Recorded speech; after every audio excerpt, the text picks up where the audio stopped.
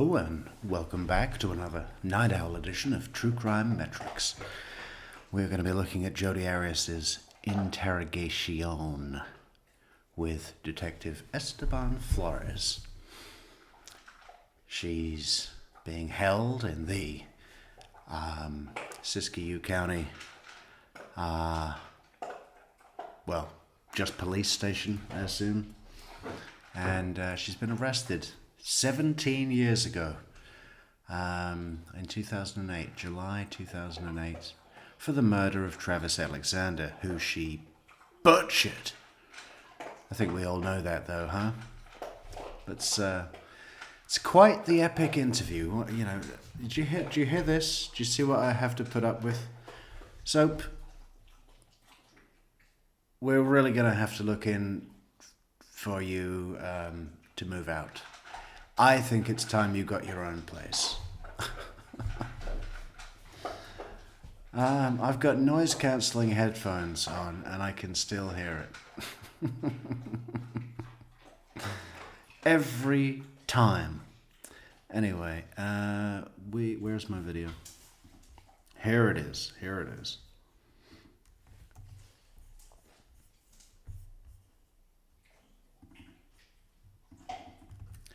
Welcome everybody in chat. Good to see you. Vegas and then come down south, go through Boulder City. I went through Boulder City going north. Did you cross over the...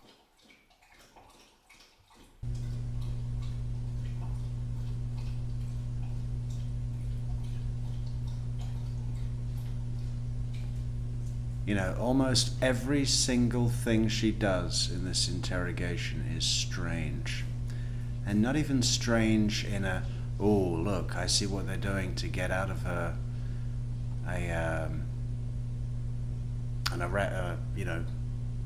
to get out of trouble. But just weird. What is with this? You see, I think it's a mix, right? It's a mix. On one hand, she wants to appear to be relaxed enough, not worried, relaxed enough to take a snooze on the table. On the other hand, I think she's actively calming herself, right? Face on a surface. There's something about that can be a sort of proprioception. It's like when kids get underneath the table. Quiet, hard place. There's nothing to interpret in a quiet, hard place. There's a stillness when your face is on a surface. I think that's more what she's doing, subconsciously.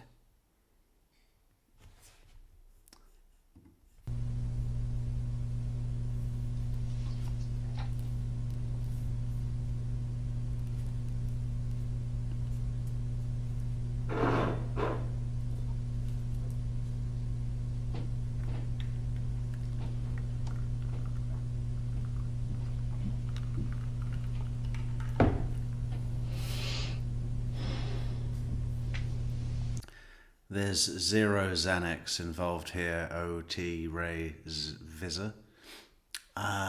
She's got a motor mouth. She's got an absolute high energy motor mouth.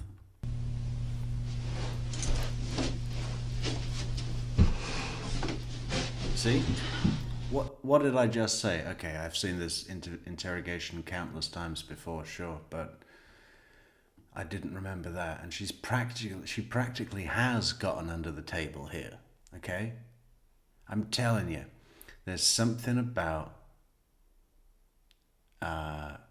being in a cold, or not a cold, what did I say? A quiet, hard place. A wall, a floor, a desk. These things, they're just there, right? They're solid and they're there. They're not variable. There's nothing to interpret. There's a safety, there's a serenity, and it's calming. And that's what she's doing.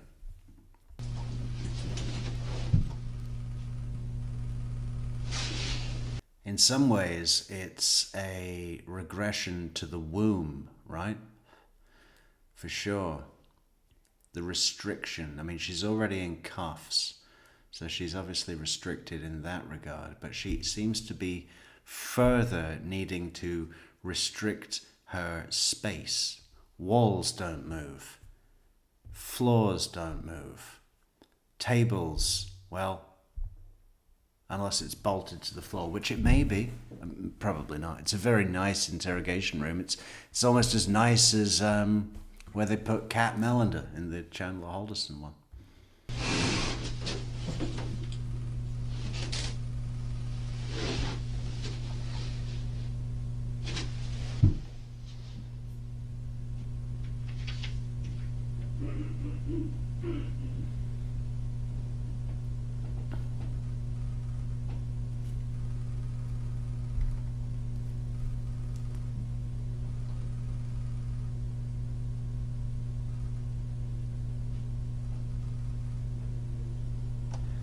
She may have moved the chair away.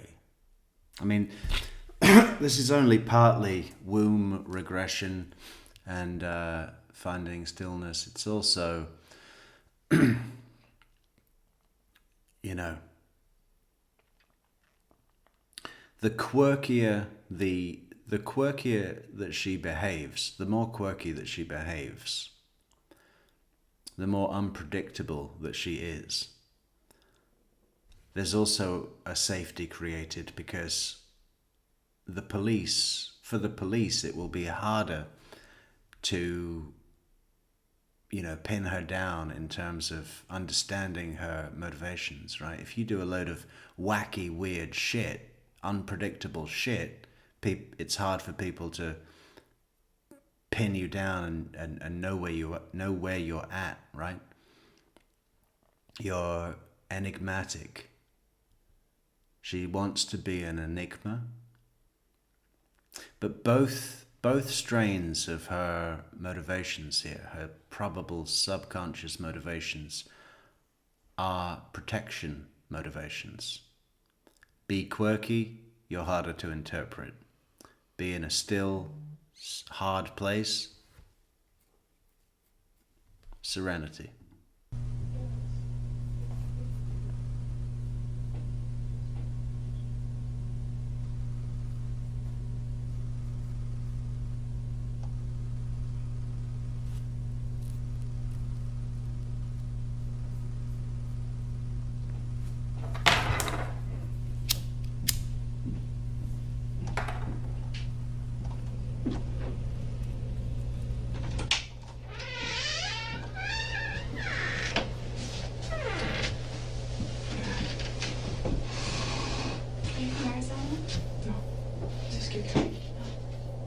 Can I get you just to have a seat here? I'll be right in. You can take the handcuffs off. What's that? Can you take the handcuffs off? As soon as the detective gets in here, Detective Flores, he can take those off for you. I think that's what he told you anyway, that he'd allow you to have your handcuffs on.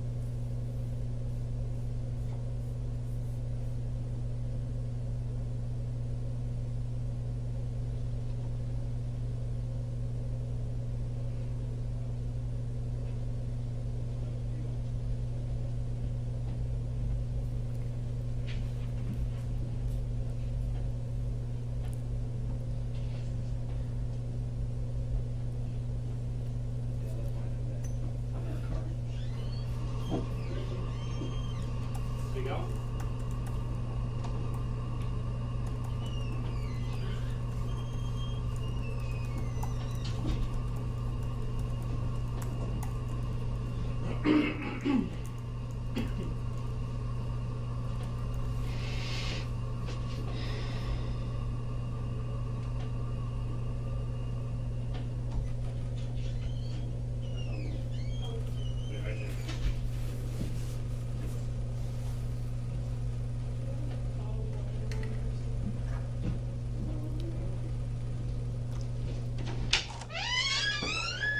let me get those off you.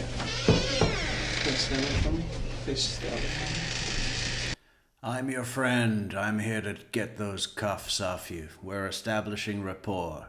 I'm gonna get you a bottle of water. Thank you. Bottle of water, something to eat. You want a pack of chips? You want some pretzels? Water and pretzels? Any chance you could get my purse? Yeah, She's great. Any chance you could get my purse and have my driver meet me out front? from the house. Will they bring it to me? We'll probably be putting your property. Here's water for you. Do you want one for yourself? Yeah, you can be fine. Anybody could turn the heat up in here? Or like, do you have a sweater I can borrow or something? I don't have any sweaters. I'll see if I can. A sweater I can borrow.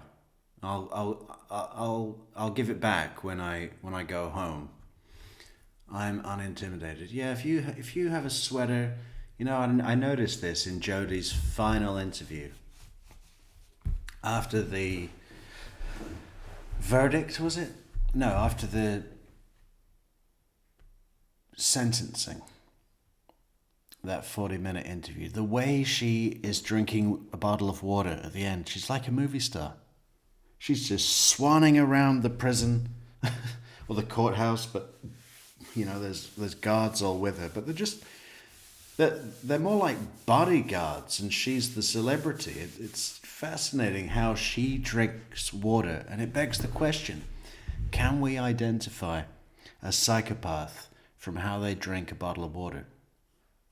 The video's a little fuzzy, just like Jodi's brain, but, you know, even in this still right here, there's just something about it that screams movie star. Turn it off. It's hard to control the heat in this building. That's fine. Sure I don't lock myself in here. So you remember me. Which is funny because I remember Amber Heard walking into the courthouse or out of the courthouse. I think it was into the courthouse when everyone was booing her.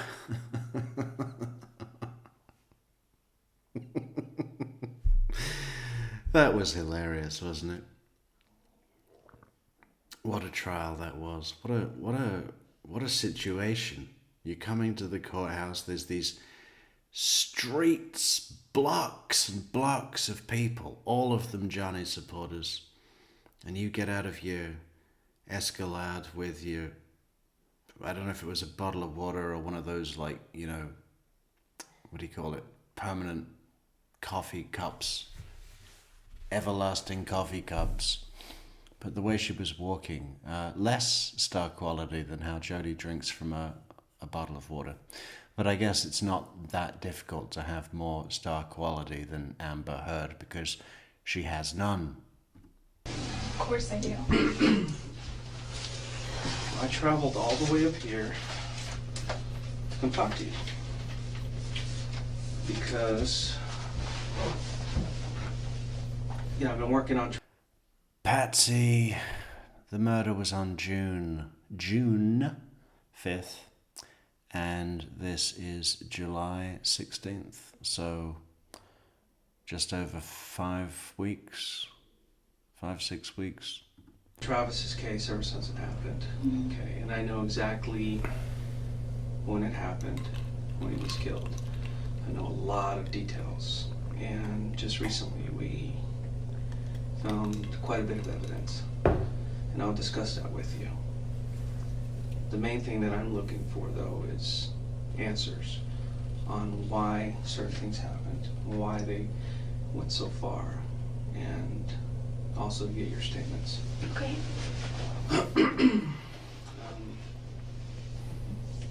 a lot of details on this case that haven't been released to the public and not even to Travis's family.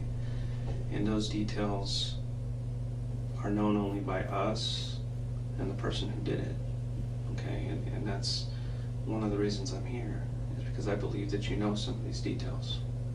And I Okay. think you can help us. I would love to help you in any way that I can. Okay. Because we're here at the police department, the sheriff's department here in, was it Siskiyou County? Siskiyou. That's what it's called, okay. And you're considered under arrest or detained, you're not free to go. And I'm a police officer, I have to read you your rights, okay? I'm sure you've heard them on TV, you know, I have to read them off this little card here, but they're pretty much the same, and I'll explain them to you as we go, okay? Let's see. This is July 15, 2008, correct? Yes. Let me see what time it is here. It's 10:01. In the morning. This is case number 2008-161-0844. Okay. You do have the right to remain silent. Okay, anything you say may be used against you in a court of law. You have the right to the presence of an attorney to assist you prior to questioning and to be with you during questioning if you so desire. If you cannot afford an attorney, you have the right to have an attorney appointed for you prior to questioning. Do you understand these rights? Yes. And what I'm gonna do is just ask you some questions, ask you what you've been doing, you know, certain dates, what you were up to. Yeah. You mentioned you were traveling on some of these dates. I travel a lot. I want to kind of clarify some of these things. And, you know, if there's a question that you don't want to answer, you don't feel comfortable, you can say no, you know, or, you know, you can elaborate as much as you want. It's completely up to you, it's at your speed. I don't want to pressure you. Is this recorded at all, or should we? Yeah, I don't know if there's a recording or anything. I don't know if these are voice recorders. I noticed them. If they have video, or if they have audio, don't or think they're- batteries, or what. I don't think they're on. Sorry, really cool. It's Used okay. to be still. Yeah, I haven't.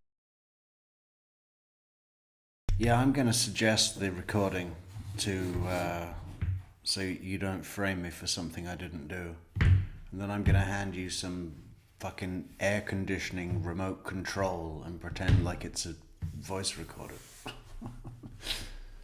I haven't touched those or anything, but Oh, okay.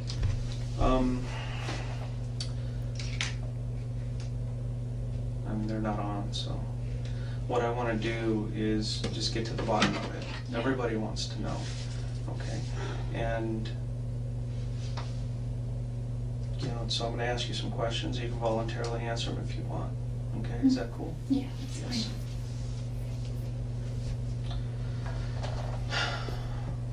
There was some question about you being, well, let's start with this. What have you been up to since Travis's death? What have you been doing? Well, I've been working. I haven't been really working in prepaid legal. There's not a whole lot here in this marketplace, which is, It's kind of small here. it's small here, and really that could be seen as an opportunity rather than a hindrance, because that just means the market is untapped in a large way. So I could have if I wanted to, but I'm kind of like a deer in the headlights when it comes to prepaid legal, and I just have a fear of just approaching people. So I've been working at A fear of approaching people without a gun. I mean, a fear of approaching people. One, I don't know why, because you come across as extraordinarily confident. And two, if you do have a fear of approaching people, maybe direct face-to-face sales isn't the job for you. But it absolutely would be, you know, if Jodi had just put the, honed her natural charm ability and maybe, tried to find a little bit of class. I mean, she could be selling big stuff. Real estate, good real estate, high commission real estate. I mean, she could have done well. I really can't work out the problem with Jodi's career. She's clearly got charisma, and she's a sharp thinker. No one can say that she's a fucking dumbass, right? I mean, she did all this dumb shit, but she's sharp, man.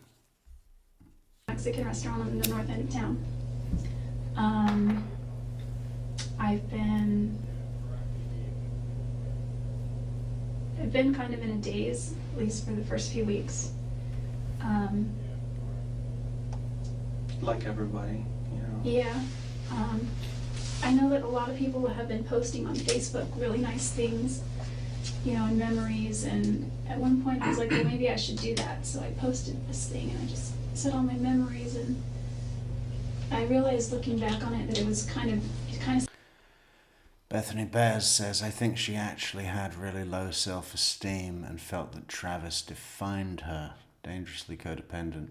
Yeah, that's a fucker, isn't it? The thing that people do where if they're not with that person, whoever it is, they feel like they don't exist. Dangerously codependent, absolutely. I mean, she was the same like that with Matt McCartney. She was the same like that with Bobby Juarez. I mean, it doesn't seem so much with Daryl Brewer, but he was much more mature. I mean, he was like 20 years older than her. House, kid, ex-wife. It's kind of a different zone than a contemporary developing person as the the significant other. sounded immature. It's more like my Dear Travis kind of letter. And so I took it down More because personal. yeah, some of it was detailed. I mean, that stuff with what was she? Let's go through it. Bobby Juarez. That's where she moved. I think we've got some pictures. Let's see if we've got some pictures.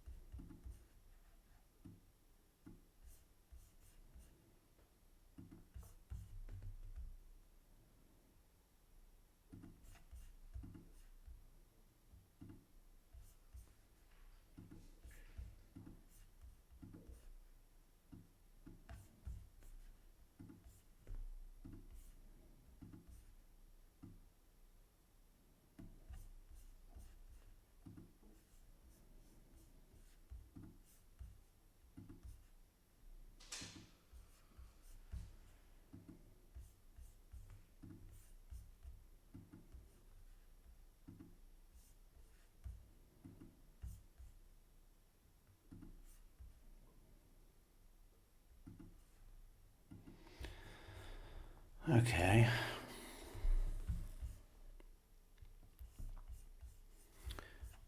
So now we will add image slideshow.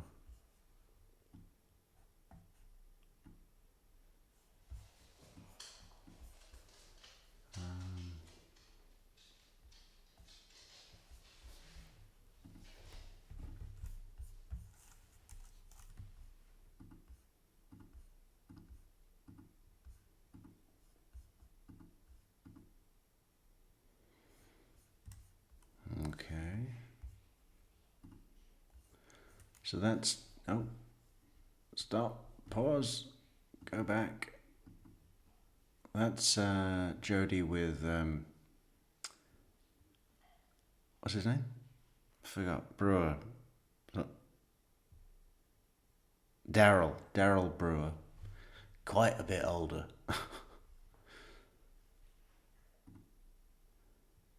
I said Dad, I think. And Bill. That's Bobby Juarez, where she moved out with into his, what was it, his grandmother's trailer or something?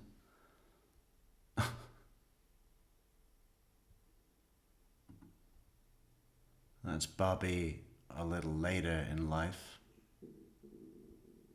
on a plane. Kind of a freaky looking guy, isn't he? What's with that? So he wanted to move to San Francisco with her and hunt vampires. Okay.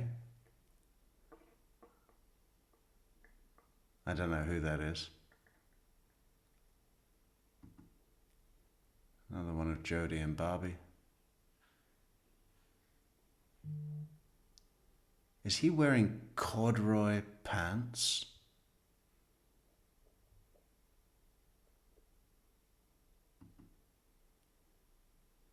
Superman and Kenny. I guess it was, 1998? 97, 98? Yeah, how about that?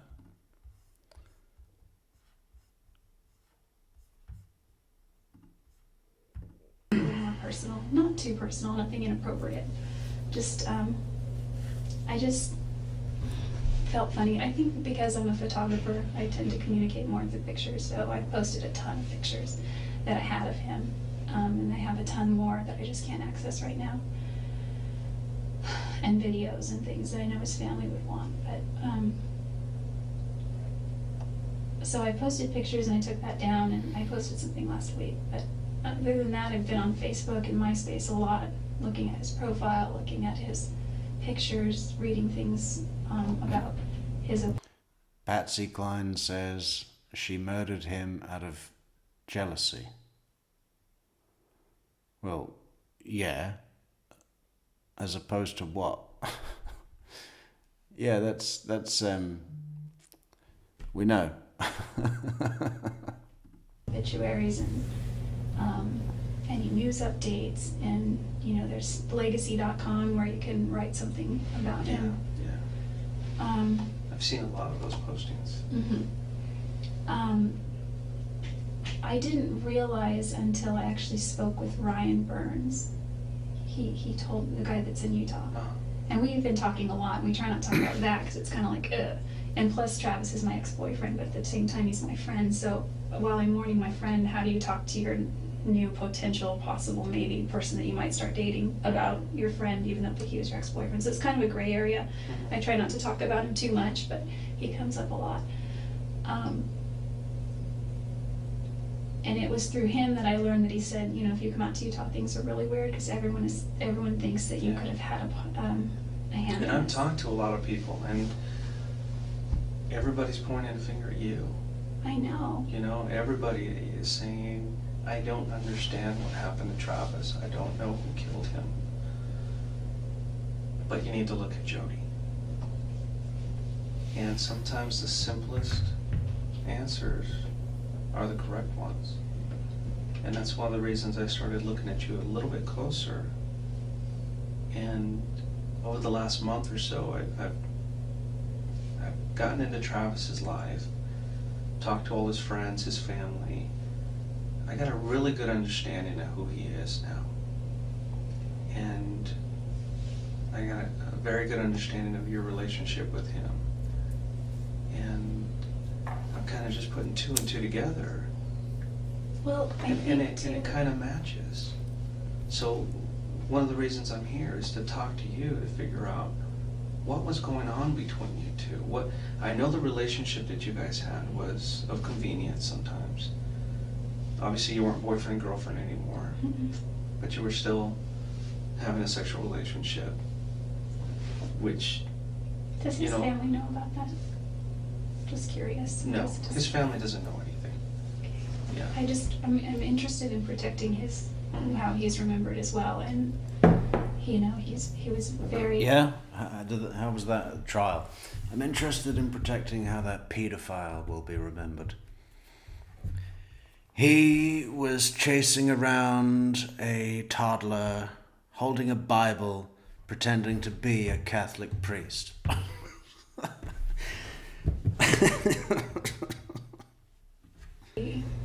he was Well, I'm sure if Travis could speak right now, he wouldn't care what people thought about him, because they knew who he was. Okay, a sexual relationship here or there, because the fact he was a member of the church really doesn't matter. A couple times I asked him whole if he range could- of things. Yeah, I think in the broad scope of things that could be right. I just think that the reason I care about that is because he was adamant about that. A couple times we prayed about it, didn't work, or we didn't stick to our guns on it. And one time a girlfriend of mine just said, why don't you just go to your bishop and talk, and ask Travis the same. And I talked to him about it, and he got really angry. He said, I've already had problems with this in the past. I'm embarrassed by it. I don't want to go to my bishop. And so we just kind of stopped for like a few weeks, and then that must have been in, I think that was August, and then it just resumed. Well, the way Travis thought, by getting into his head and everything that he's written in his journals and everything I found out about him, he truly had feelings for you. And for some reason, he felt that the relationship between you and him was somewhat unhealthy, but he couldn't stop it. And I assume that's probably maybe the same way you felt about him, or It's probably, maybe you didn't understand why he didn't believe it was healthy. No, I didn't think it was healthy either, spiritually at least, and probably emotionally, but mostly spiritually. And I think that kind of, once you have something that's not healthy spiritually, it filters through all aspects of your life. It's one of the main, there were three main reasons I moved back to Wairika, and one was I was in financial dire straits. I was not getting ahead, things were not working. Everything in Arizona was like, except for the wonderful friends that I made in my ward, and the opportunity. It's like the Mormon land of opportunity there, which is awesome, but except for all Wonderful friends you made in your ward. What was that guy's name? Oh man, we've got to do his testimony. This guy drives me insane. If I were in the same city as this guy, what's his name? Dan? Someone help me out. He's got a sister. It's Dan and somebody, and they both have the same last name, and they went on the hike to Havasupai, and he was the one that grabbed Jodi's bag and started taking lotion out because she'd packed. They were going on this hike that was going to be a strenuous hike in the desert, and everyone had a backpack, and Jodi had packed a backpack with like heavy feminine girl items, some big bottle of lotion and makeup bag or something, and he went through her bag and took it all out. And she fucking lost it. What was that guy's name? Dan. Maybe we should play that now. I don't think it's a long witness, and I might want to get it out of the way so that I don't have anxiety later on. I'll try and find it. that, like every sign was pointing, just go, Yeah. You know. Dan Freeman, thank you, Michelle. I wasn't able to hold a job, and that had never happened before. Too much of my nightlife was about him. He would text me and, hey, I'm getting sleepy, ... Just a bunch of Z's, and that was his code to like come on over kind of thing. The coast is clear, So, and that was just, I lived 5 minutes away, 10, maybe 10, depending, and it was just too convenient and too easy, and it was fun, and we had fun when we were together, and so it wasn't healthy, and I totally agree with that. So that was one of the financially I wasn't doing well. I missed my family. I moved away shortly after high school, and I come back to visit, but I realized over the years I've missed out on a lot of things with my little brother and sister. I missed out on just their karate or their baseball or cheerleading or just whatever. And my dad is not doing well. He doesn't think he has very long to live, but he always says that. It's been that way for like a decade. He's still here, thank goodness. My grandparents aren't getting any younger, and I just have an awesome family. And I wanted to be able to just be here for a little bit and regroup financially. I owe my parents a lot of money, and I owe my grandparents a lot of money, and I owe friends money. I owe my the guy that I bought a house with, I owe him a lot of money. He doesn't ask me for it, but I intend to pay him back because he really footed the bill on the mortgage for a few months. And the third reason, and I like to put this third because I like to think that second to those reasons I would have been strong enough somehow, but the third reason was to put a distance, a physical distance between Travis and I, because I know that he really liked Mimi, and he said he did. I kind of felt guilty. I mean, I know they weren't dating, but I just felt guilty somehow, and I didn't know Ryan at the time.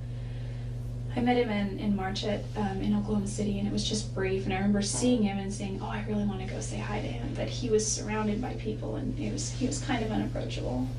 And he says he remembers meeting me too, and it wasn't until Zion, my friend, texted me, and I think I told you that when I was giving you. And this is all after This is all you after. broke up. Oh yeah. Broke up with Travis. Everything was all over. As far as the timeline, it was kind of a mutual thing, but I sort of more broke up with him. And it was hard to do because I really loved him, but I just realized that without trust, you can't have anything, and I had violated his trust. Is that the main reason you guys broke up? Is the trust? Trust. I think that there's not that the relationship was unhealthy.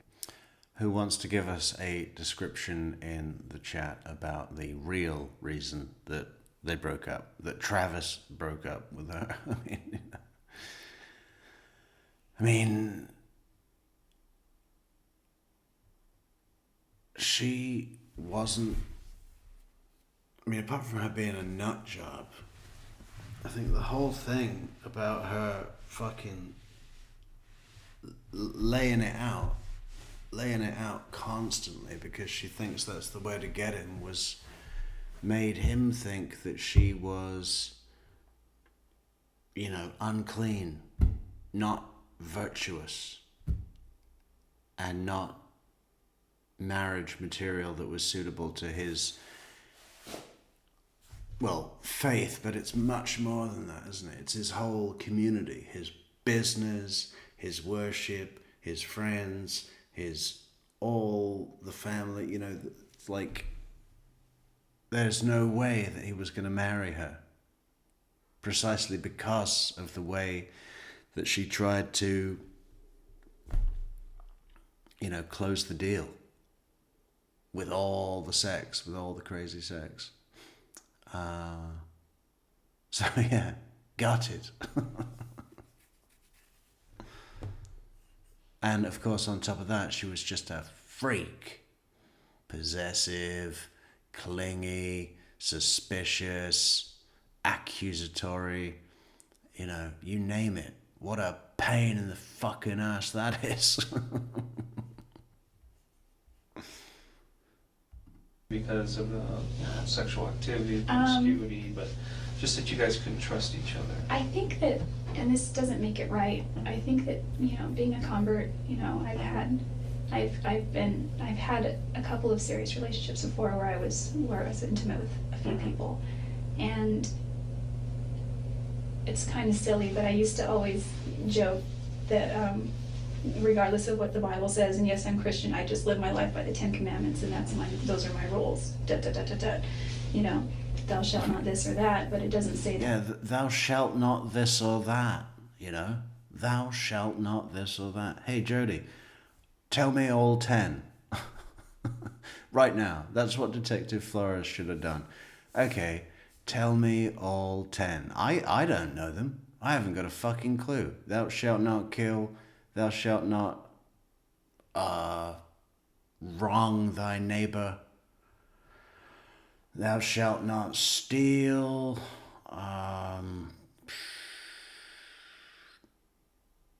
Use the Lord's name in vain. Is that one of them? That's all I've got. Shall not fornicate. So I just used to joke about that. Should we check it? Should we look it up?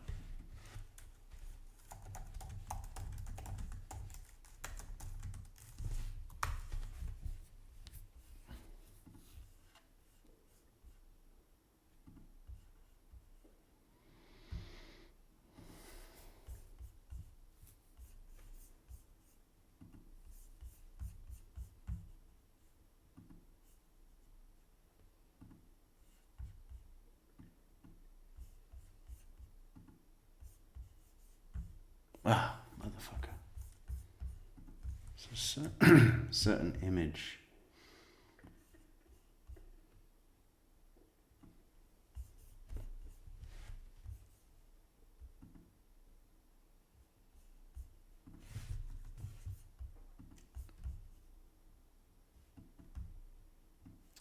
So you shall have no other gods before me. You shall make no idols. You shall not take the name of the Lord your God in vain. Keep the Sabbath day holy. Honor your father and your mother. You shall not murder. You shall not commit adultery. You shall not steal. You shall not bear false witness against your neighbor. You shall not covet. Oh. Maybe we should make these the new Discord rules.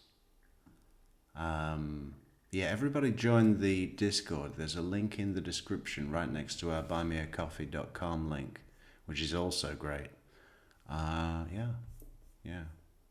And don't make any false idols. And it's a bad philosophy. I think that with Travis, there was a part of me that felt really guilty because there was something inside that thought you're this is nice for instant gratification, but you're destroying what you could have with Travis. And that's why we did pray about it. I remember we knelt by his bed once, and surprisingly he suggested it. Normally, I would suggest that we pray before we go on a trip or before we eat if we're alone. That was kind of unusual for him. Yeah, because he was very resistant to prayer. Dan's going to have to spend the next 4 days in the company of my in-laws. Pray for me. I think are they Irish, Dan? Are you going to have to bare knuckle? Are you going to have a bare knuckle with all 4 of them at once? Oh no, sorry, 4 days. 4 days.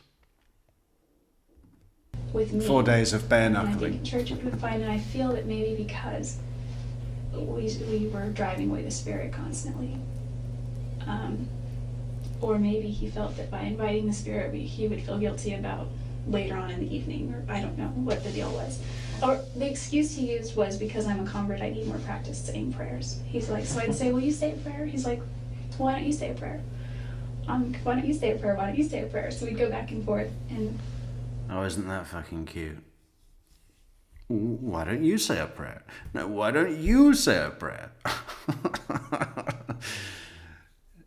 Travis is like, get me the fuck out of this car now. We're going to Wendy's. We'll pray at Wendy's, okay? The restaurant, not the Adelson. I don't know, it's just one time when I was on a trip at Havasu Pie, we were all getting on the road, and I think it was with Dan Freeman and his sister Desiree, and they were all like, Jodi, will you say a prayer? And I said, sure, and Travis was like, anyway, I didn't want to argue with them, so, anyway, what was I saying? Well, he's, the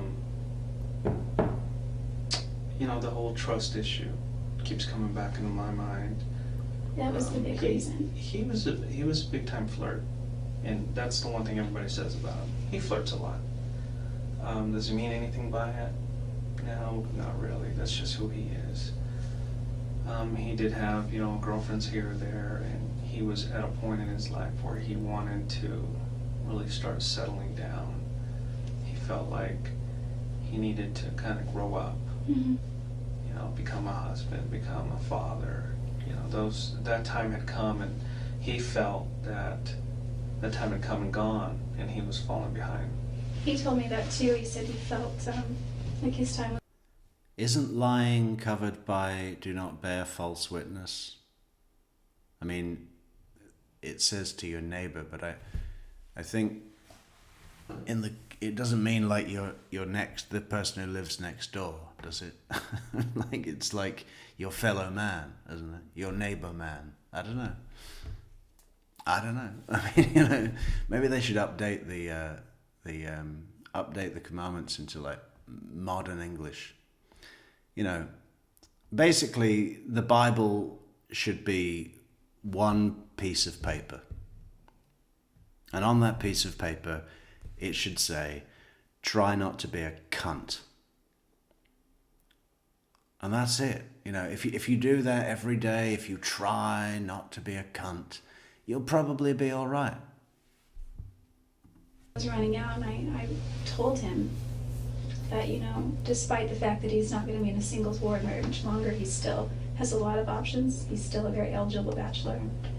And he just didn't see it that way. He was like, you understand. He's like, that might be true, but my chances are severely reduced once I turn 31.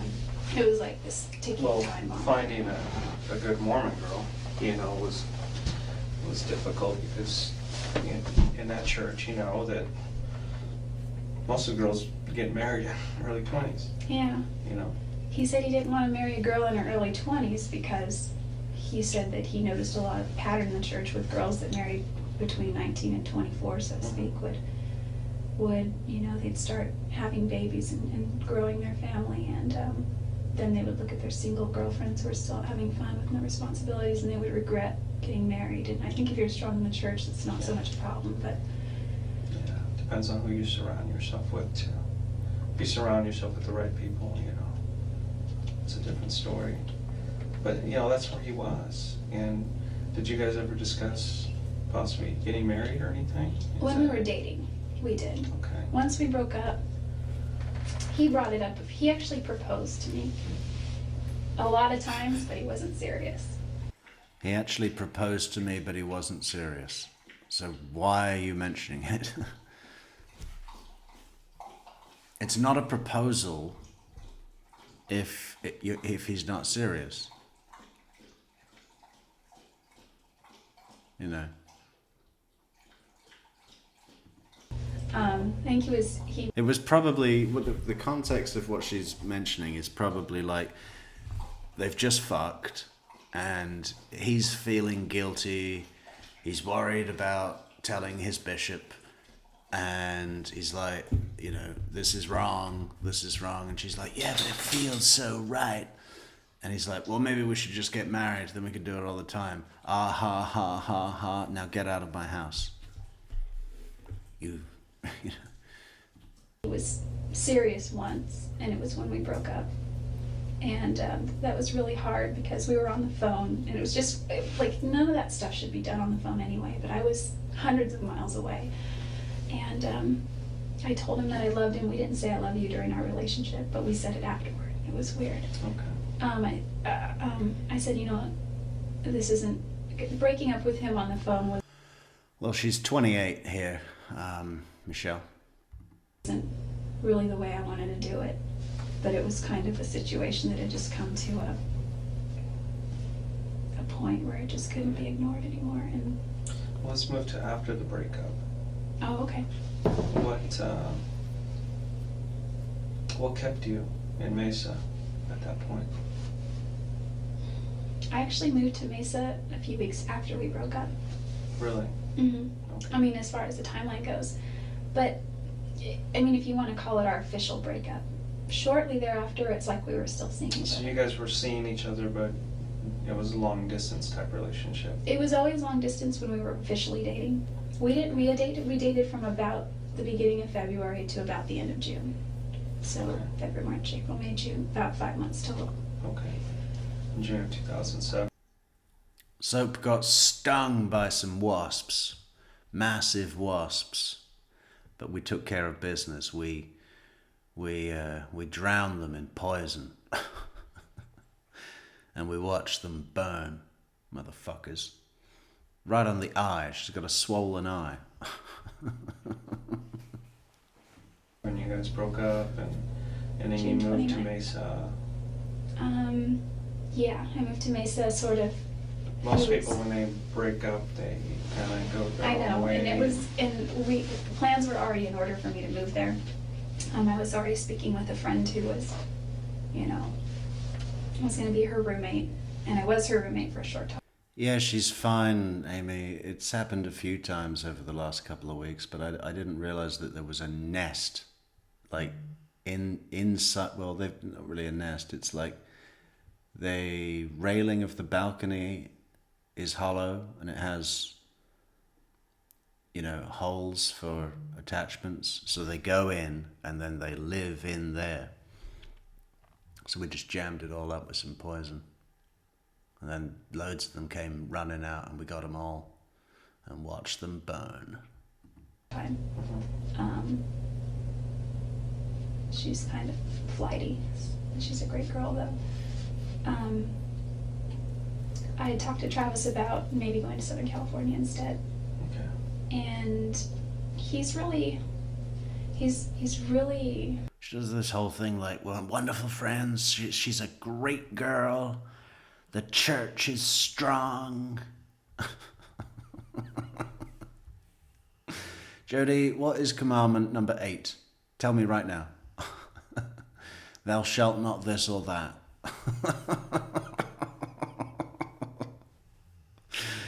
Thou shalt not this or that. That's the sort of thing we write down on our merch list, right? Thou shalt not this or that. I like that. That's good. It's going on the list.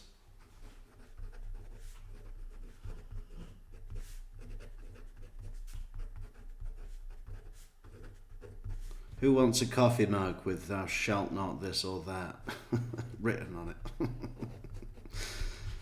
Yeah.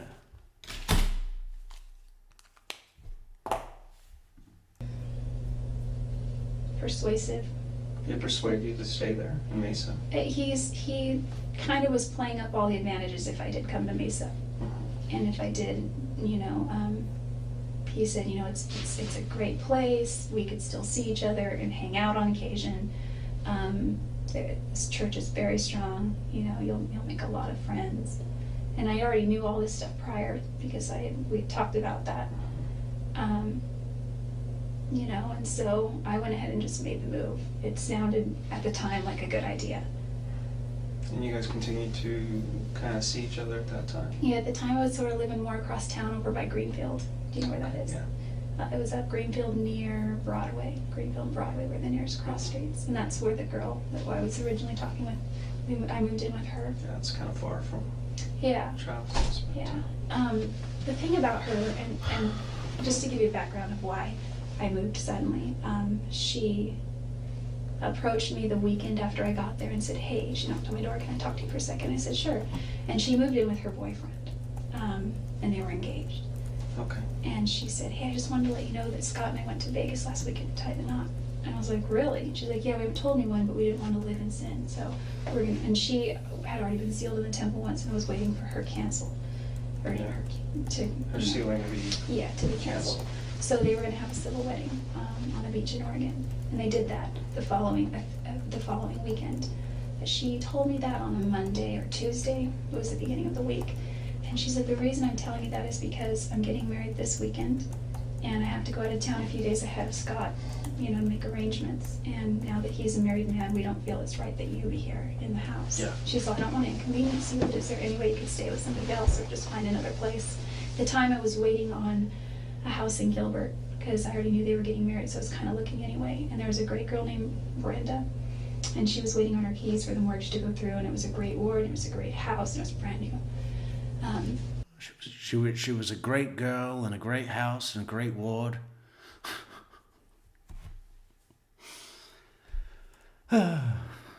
Construction and all that, it was really nice. But she didn't get her keys for months and months. I think she's in the house now, but I don't know, I haven't talked to her. So I scrambled. I went to the Institute, I wrote down a bunch of phone numbers, I called them all, a lot of them, I got voicemails.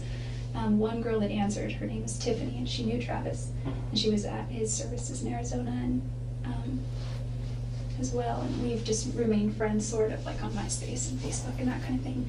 But she said, hey, sorry, that's an outdated posting, I forgot to take it down, but go to this website. So ldshousing.net, I went there. I made 3 phone calls for the places that were within my price range. I didn't think to look where they were. The one girl that called me back, her name was Shannon Darracott. She said, here's my place, here's the directions, go ahead and go out and come see the house. It was available, so we did. No, go ahead. You have to get that? No. Okay. So I moved out there, and when Travis found out it was so close to him, he freaked out about it.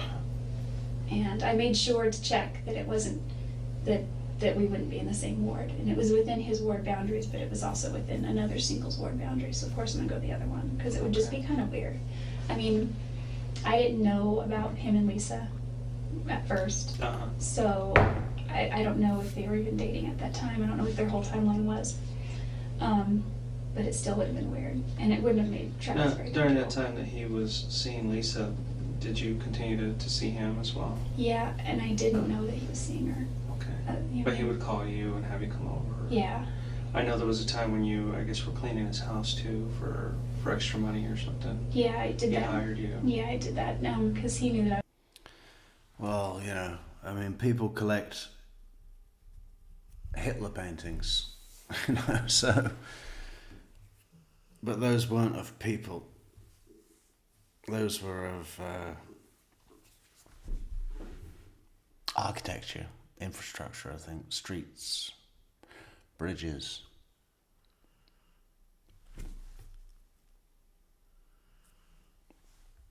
I was struggling, and he's like, I've been doing the math, and that happened pretty much right on. I think that started in August. He's like, I've done the math, and I feel that I can be more protective.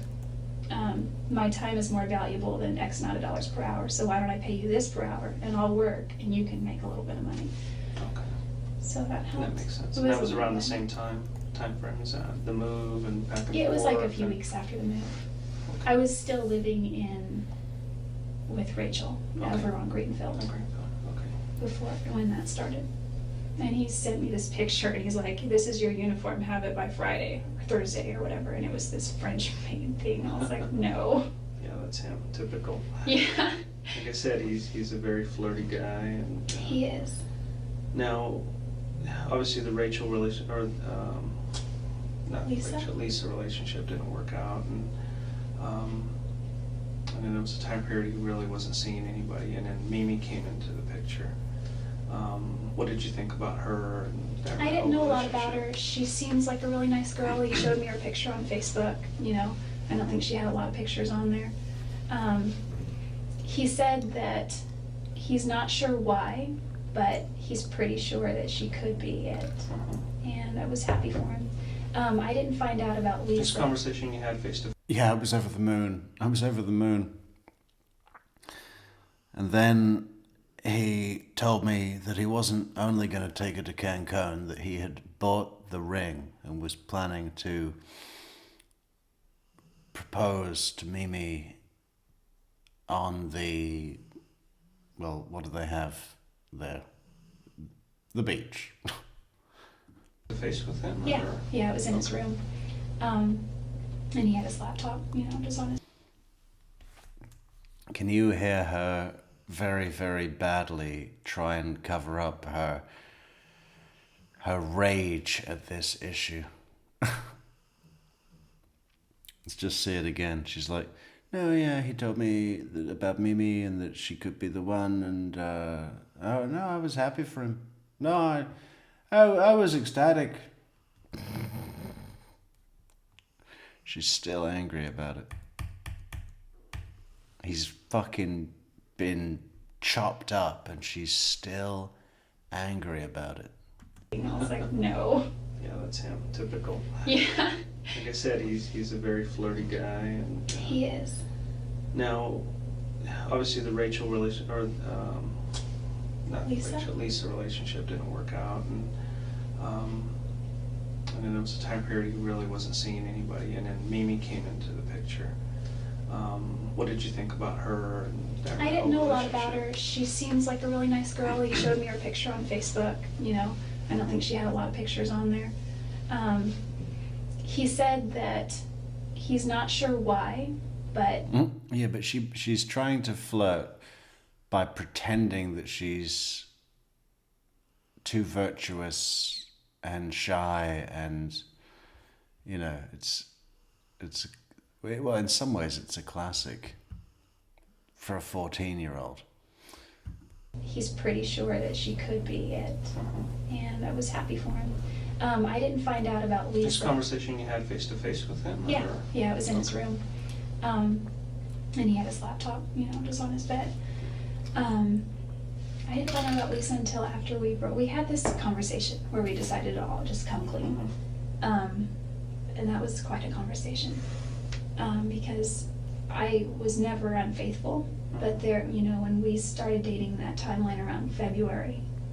The reason I remember February is because he had told me in December, you know, go date other people kind of thing. And so I did. That's just the contrast of the video, poor quality video footage. Alison, who says she's pasty white. She's not white, she's pretty tanned. It was January 10th that I went on a date with my friend John for lunch. We just went out and had sushi. Nothing romantic happened. Yeah. We didn't hold hands. We didn't kiss. I think we hugged. Yeah. And I guess it was considered a date because he asked me and I accepted and he paid for it. And that was in Pasadena. Yeah, if he pays for it today. Yeah, that was in Pasadena. And the following evening, I went out with my friend Abe, and he drinks. He just got like a Maker's Mark, I think, is what is his drink, and I got cranberry juice. And we just talked forever about it. He talked about politics, which One of is these guys in the Marine Corps or something? they're both in prepaid legal. John Dixon is not in prepaid legal anymore. He's moved on to other ventures. No, but the Marine Corps, are they in the service at all? No. Okay. Abe is he's a little bit older. He's just sort of businessman. Okay. Has a background in, I don't remember, production or something. And this is during the time that you guys were broken up, or This is still with- kind of going? I'm out? sorry, this was before we started dating. Okay. The reason I say this is because he told me a few times, he told me during that conversation too, that he's like, you seem to have a very convenient timeline for when we started dating. Because I used to ask him, like, when did we actually start dating? Because I figured if we ever made it to a year, we might as well celebrate it. Mhm.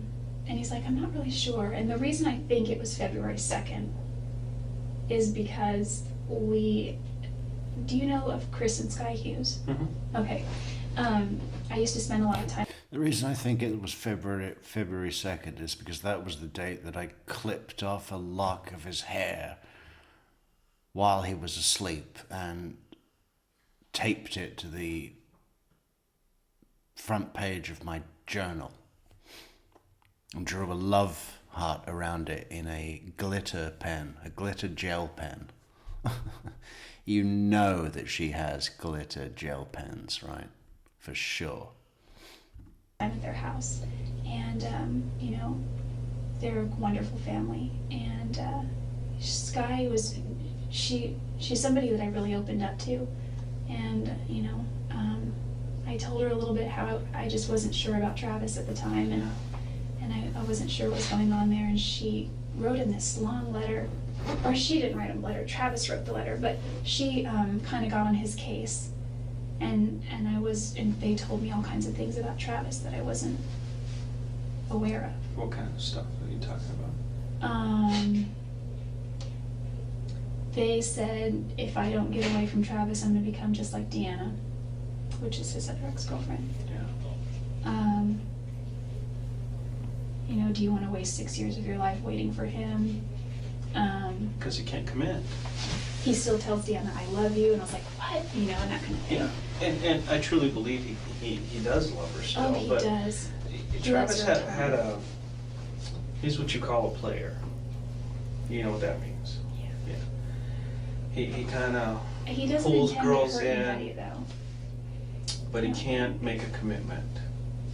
He portrays himself to be a certain way, but he's really not. Okay. He portrays himself to have a lot of money. He's not. He doesn't have a lot of money. He's got a lot of things. He Yeah. told me the first night that I met him, it was the second night, it was at the MGM Grand. He invited me to this executive director banquet.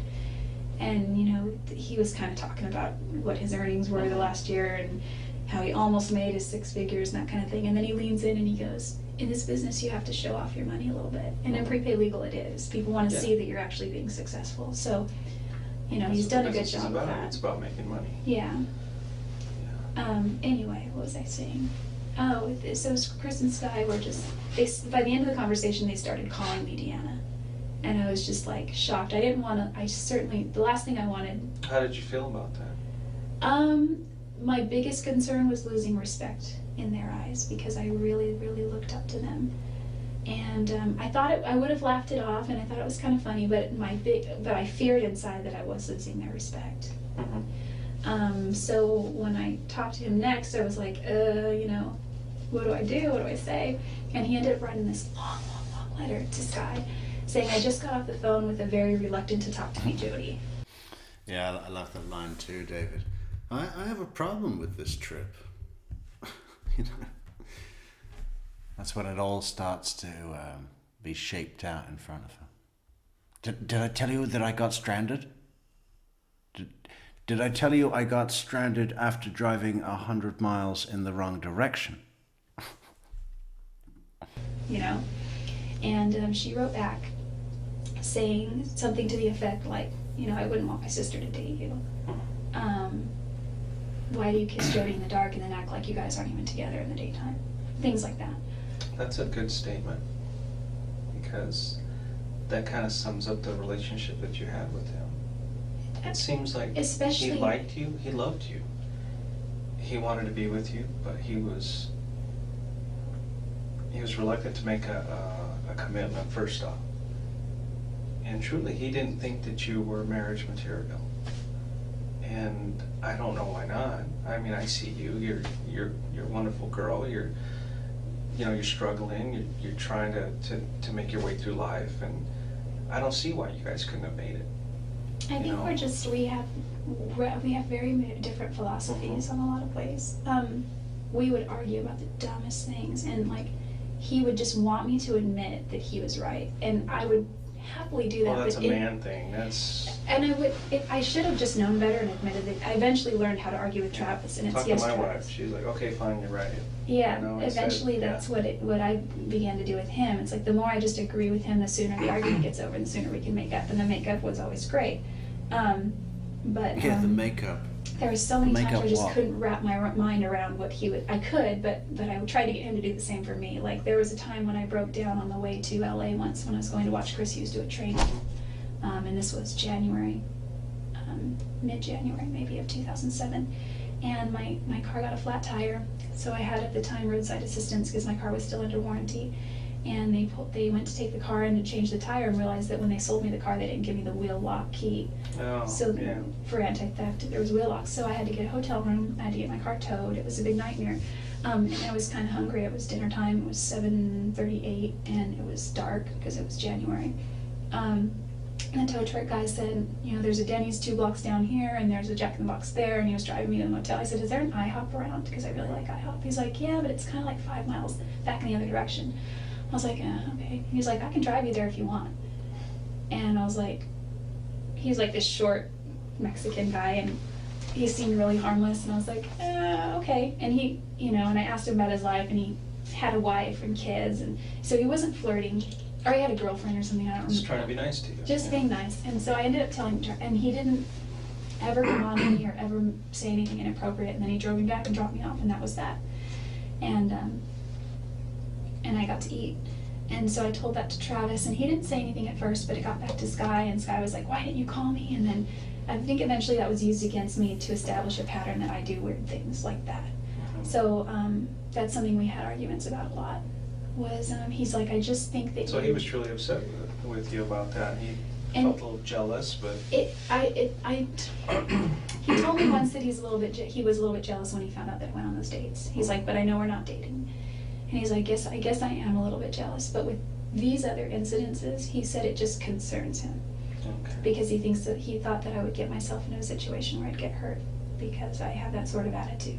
And I was really since I joined prepaid, I've been really trying to break out of my bubble and do things that are a little uncomfortable, as far as talking to people. And I made a resolution this year to overcome a few fears that I have, that I'm really scared of. So I think that by getting into that a little, then I can overcome some of that.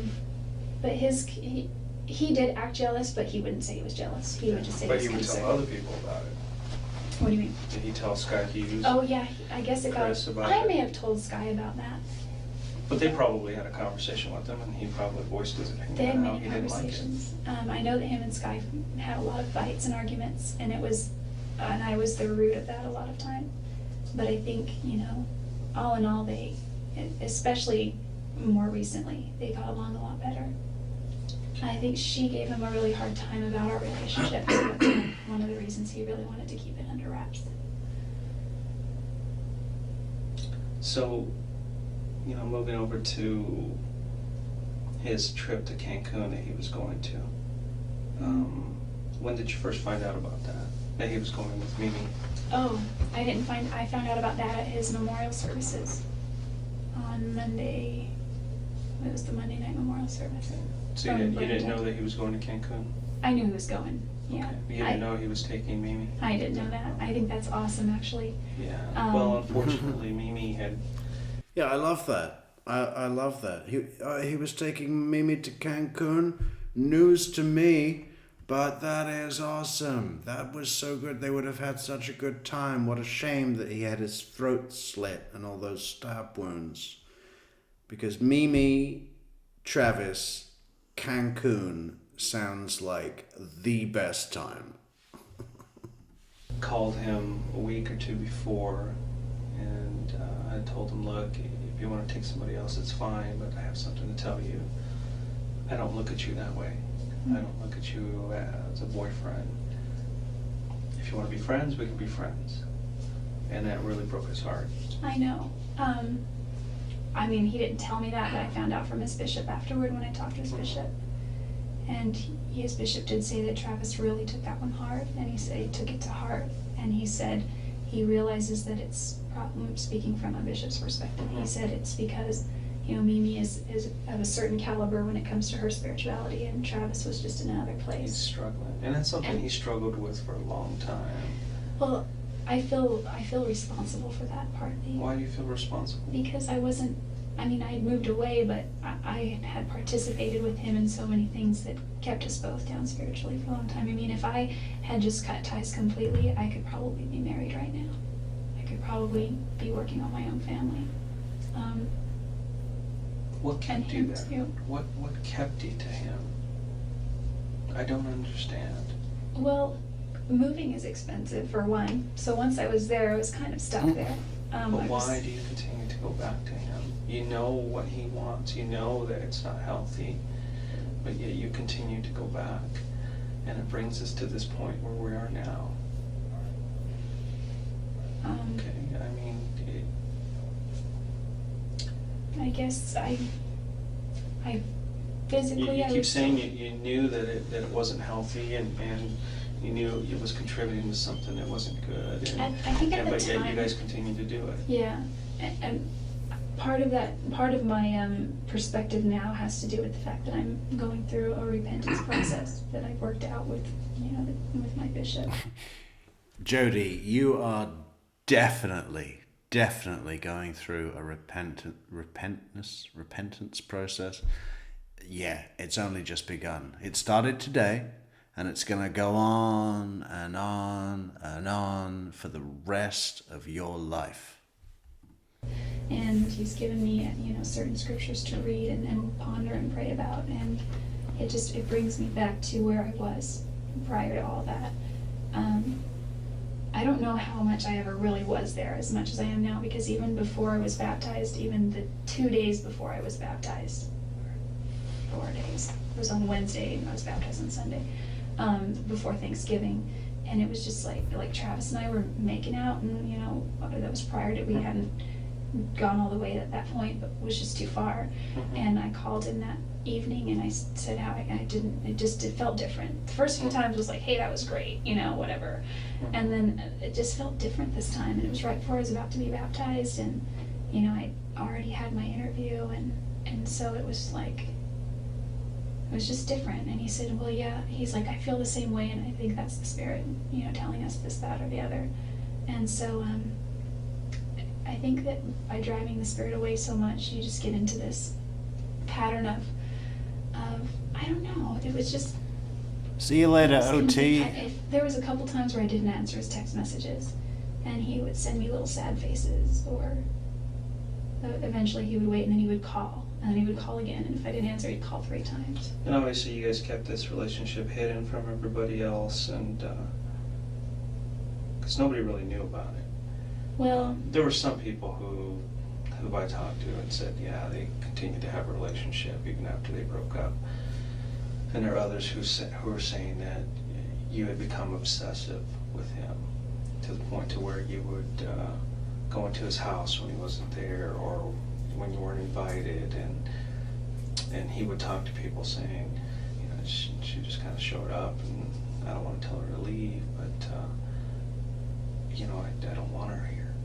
oh, You know, must have it's- been early on, Yeah. because there were a couple times when we established a rule early on, just don't come over unless, he said, you can come over anytime, but I need to know first. Yes. He's like, you just never know. There Because could you be ran things- into somebody one time, right? Didn't you run into like one of his ex-girlfriends as well, or was it Deanna that you ran into? Oh yeah, well that was okay that I was there. He asked me to stay there and be with Napoleon, because that was during conference, general conference in Okay. October of last year.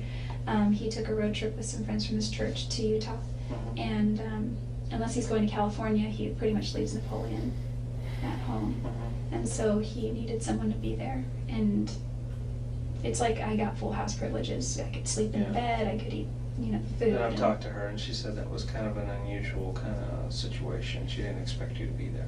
She didn't at all. And so at first I was like, did you give Deanna any you know, flack over coming over unannounced? Because we had just set this rule. Mhm. And he's like, I talked to her about it. He's like, but I'll tell you what, I was on the phone for 3 hours with her. She was freaking out that you were there.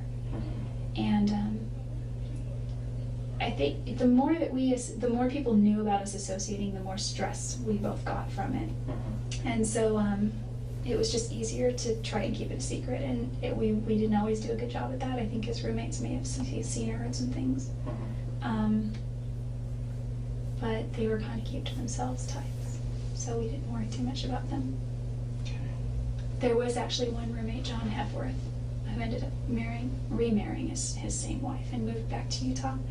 And I was cleaning his house one day, and Remarrying. John told me, Remarrying. Has anyone in chat got remarried before? God, does that happen? Really? You're gonna get divorced, and then some time goes by, and one of you proposes again? I'd be like, no. We're done. We're done here. Now get out of my kitchen. he's like, you know, Travis is dating. And I Yeah, Napoleon was the pug. said, okay. And I assumed he was, you know, going on dates and things. He's like, no, he's really trying to date. And I said, okay. And he's like, he's desperate to get married. And I said, I know that's true. And he's like, I just wanted to tell you that because I don't think he's being honest with you. And I was like, okay. So that night, you know, I confronted him about it, and we had a really big fight. And it was also, you know, just a bunch of things were thrown in the mix together, and then he said, listen, I'm not dating anyone. But he was very angry at John for getting into his business. He told John in a very nice way, I think, hey, I know that you probably have good intentions, but just, you know, mind your own business kind of thing. And from then on, I don't think John really said anything.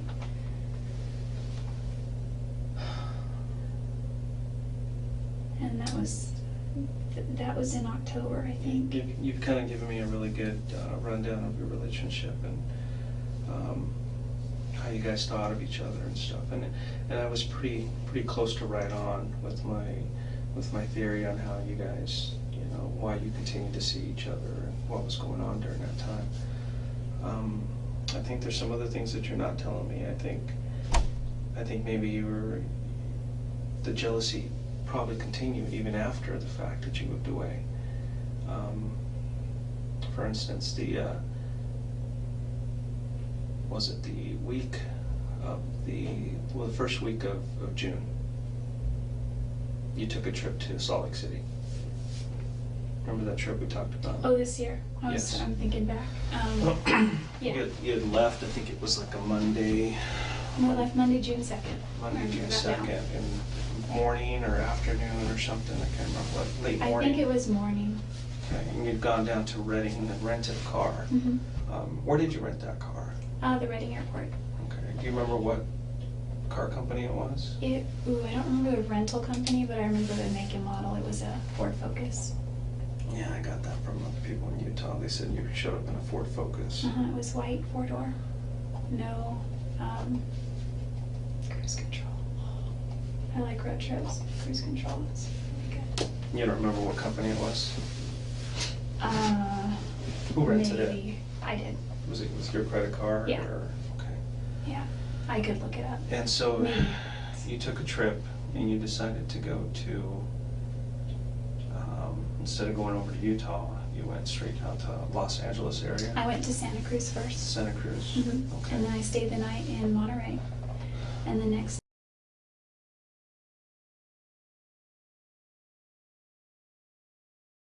Hey Anne, how you doing? Anne says he winds her up with stuff like he didn't see you as marriage material. I know, right? And before she can shut down, very quickly come back with a kind therapist remark. He's great, you know, because then he switches around the character. And, you know, he's about to change the chapter. We're, 49 minutes in? And he's about to go into questions. It's been almost an hour of rapport, little nudges to upset her, and then pulling it back with therapy talk, and then advice. Oh, you should speak to my wife about what an inconsiderate bastard I am. You know, it's like, he's good. He knows what he's doing. day I drove to Pasadena, Okay. waiting for Laura to call me back. You didn't contact her at all? She contacted me finally after I'd already left LA. It was too late. You'd already Yeah, left at that point. and we had plans to do that again this And week. which route did you take from there? I was supposed to get on the 15 and go all the way up, Mhm. and I somehow got off the 15. Where did you end up? For a while I was lost, and I'm not above sleeping in the car, so I slept for a while. Okay. I'm a heavy sleeper and I sleep a lot, so. But you were on the 15 for a while, and you ended up getting... Yeah, I'm a heavy sleeper, so, you know, on my 1,000-mile trip, my 1,000-mile segment of the trip, I pulled over and slept for 12 hours in the driver's seat. That doesn't happen. Getting off the 15 somewhere. Yeah, I looked at a map and I'm pretty sure I know where I went, can I draw you a map? Sure. Because I eventually started seeing signs for Phoenix, and I was like, and it was several hundred miles away still. I was like, that's weird. Where am I going? So you have California, Los Angeles, and Nevada, Arizona, Utah. And I was supposed to go somewhere right up here. Oh, I'm a lefty. So the 15 kind of does one of these. Yeah. Goes through, let's say, Las Vegas right here. Oh yeah. I'm sorry. My No, map that's is so okay. wrong. That's okay. So we'll just put I know it cuts through Arizona in the corner. Thank you very much for the super chat, Amy. Yeah, soap will be fine. I mean, it's just a wasp sting. It's just funny because her eye is swollen shut. And now it looks like she's suspicious at everything. You know? judging. One Eye. We're just going to call her One Eye. Las Vegas, St. George is somewhere here. And then the 40 runs somewhere this way, because somehow I ended up on the 40. And when I saw the 40, I'm like, the only thing I associate with the 40 is Flagstaff, and Flagstaff is somewhere Yeah, north of Flagstaff is Utah. right up here. I mean, northern Arizona. And so, and I was going east, and I was like, what's going on here? I wasn't going the right way, and so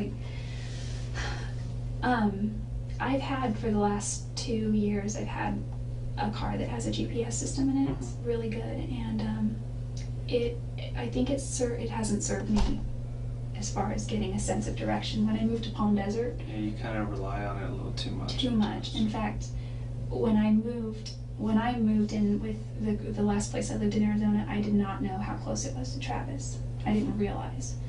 I have a very bad sense of direction, and it wasn't until I used my GPS the whole time I was there, pretty much, just to find things.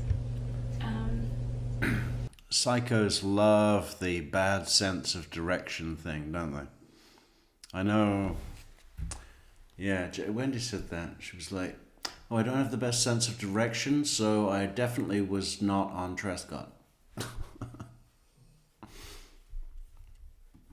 Anyway, so I got back. I looked at the MapQuest that I had MapQuest a bunch of places. I was maybe going to go to Death Valley. I was maybe going to go. Did you actually cross over into Arizona? Is that how far you went? I don't have the best sense of direction, which is why I drove to a liquor store that was 5 times further away than the 15 that were right next to my house. I crossed over twice, I think. But my map was wrong because the 93 goes north, and then I hit the 15 again, and then I got here, and then I hit Arizona, and then went here. Somehow I got north on the 93. Okay. And then I hit the 15. So, I mean, I don't know where Phoenix is, Mesa. It's got to be over here. Yeah. I didn't go anywhere near there. So you took this trip and you left on, was it Monday the 2nd? Right? And you didn't get to Utah until Thursday, you told me. Yeah, I got to Utah on Thursday. So Thursday, and that's the 5th? Yeah, I think so. So Monday, that's Tuesday, Wednesday, Thursday, yeah, 5th. Okay, so we have, it's like 48 hours there that, well, obviously 3 days, but there's 48 hours. So this trip took you a little over 48 hours there. I have a problem with this trip. Well, I Okay. went first too. Yeah, I know. Okay. I know you went down here. Okay. I mean, obviously, Wairika, right there. Beautiful little place here, except it's kind of smoky. And Yeah, I can't right see now. the views. I was hoping to see some mountains, but You really should Yes. see Mount Shasta if you get a okay. chance. I've gone over this trip. You really should see Mount Chester. Yeah, while you're on this trip up to interview me, suspect number 1, public enemy number 1, make sure you take advantage of your time and see Mount Chester. Was it Chester? Little place here, except it's kind of smoky. And Yeah, I can't right see now. the views. I was hoping to see some mountains, but You really should Yes. see Mount Shasta if you get a okay. chance. I've gone over this Shasta. trip over and over in my mind and on paper. And even if there's still 20 some odd hours, even if you pulled over to sleep a couple of times, Oh, did I tell you that I Shasta. got stranded? yeah, Okay. you mentioned that. If you slept for 10 hours I only slept for about here 8 and hours. here, it would still leave 18 some odd hours for something else. Okay. This is what people are focusing on, is this trip that you took. Because they're saying she left, she didn't get to till Thursday. When Wednesday. That's when Travis was killed.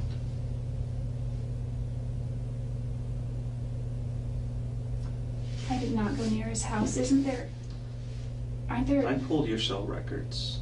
Your cell phone was turned off between here and here. Okay?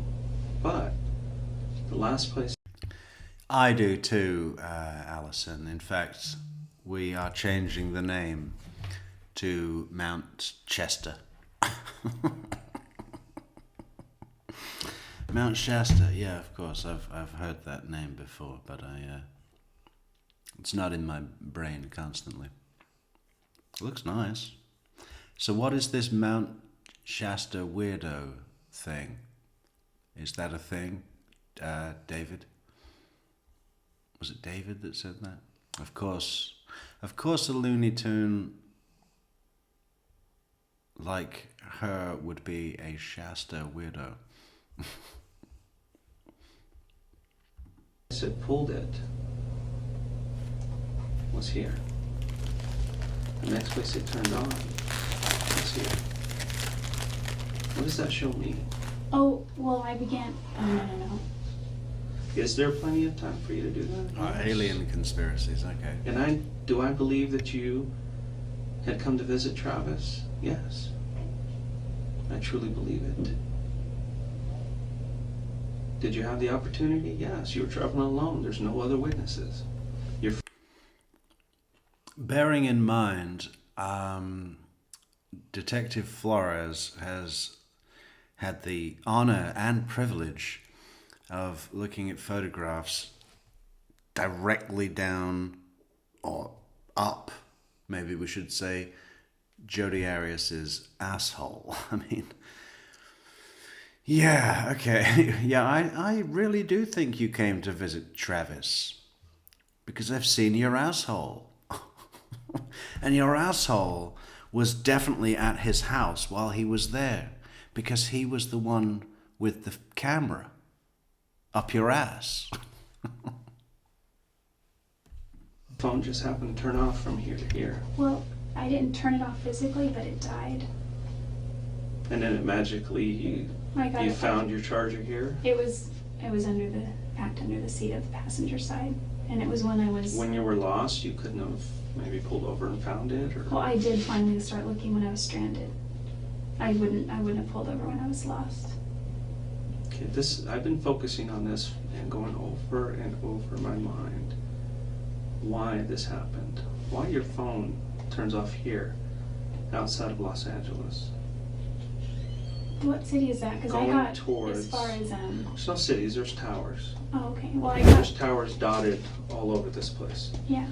One tower hit here, the other tower here on the 93.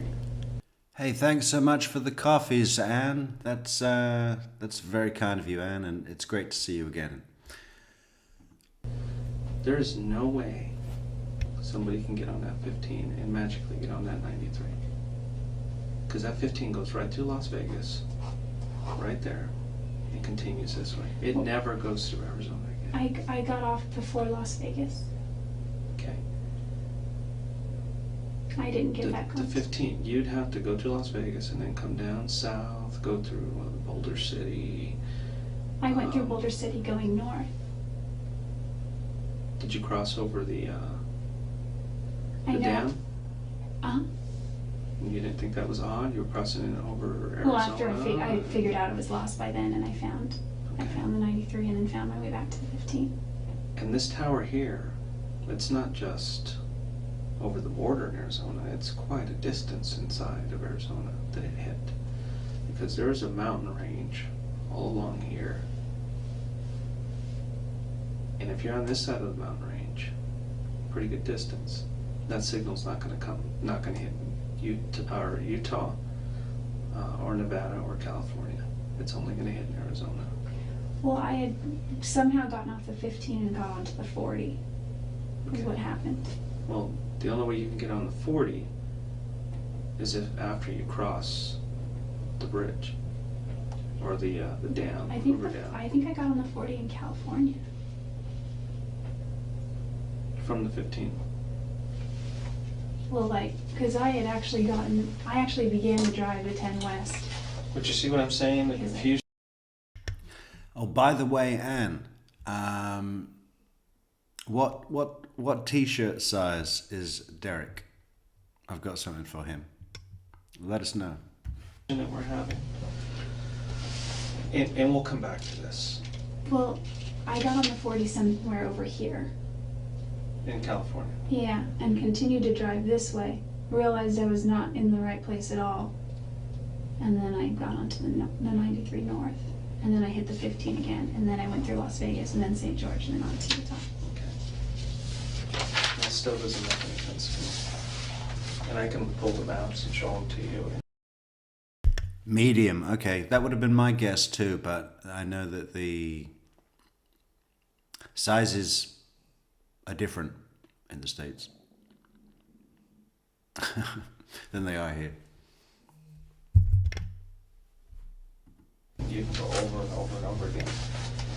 But I don't think you're being completely honest with me about that trip. I honestly got lost.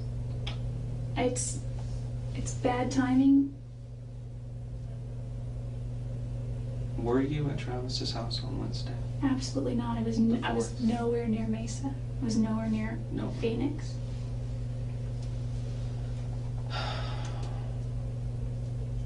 I wasn't even close to him.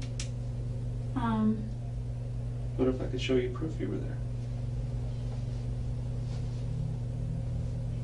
Would that change your mind? I wasn't there. You can be honest with me, Jodi. I was not at Travis's house. Was not.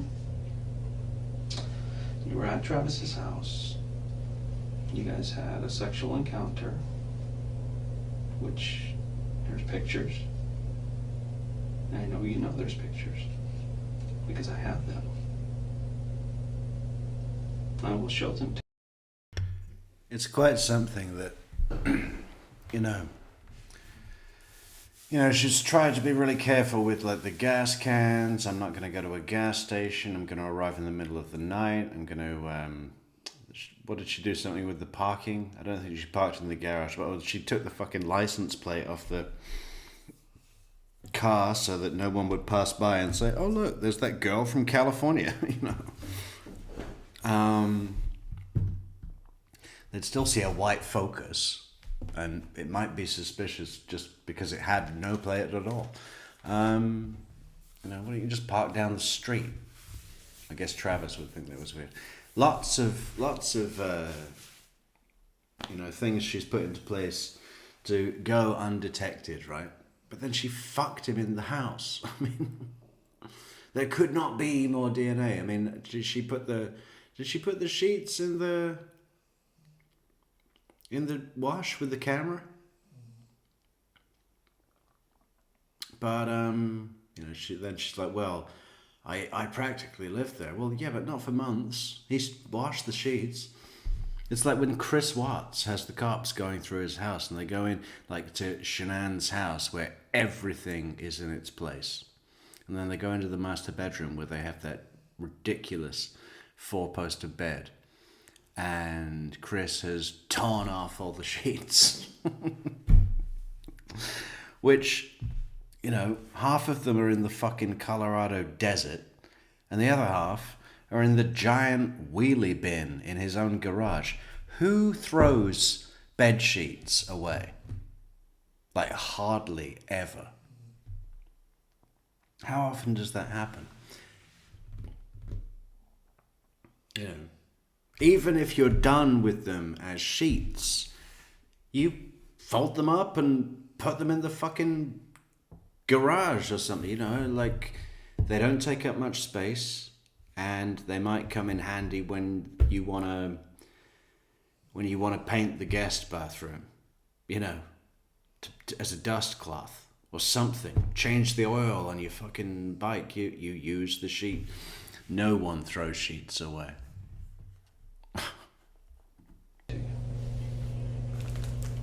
Okay. So, what I'm asking you is for you to be honest with me. I know you were there. Are you sure those pictures aren't from another time? Positive. Absolutely positive. Yeah, right, Kristen. I'm pretty sure my mother has a cupboard in her house with every bed sheet for the last 45 years. You know. The last time I had any kind of sexual contact with Travis was in April.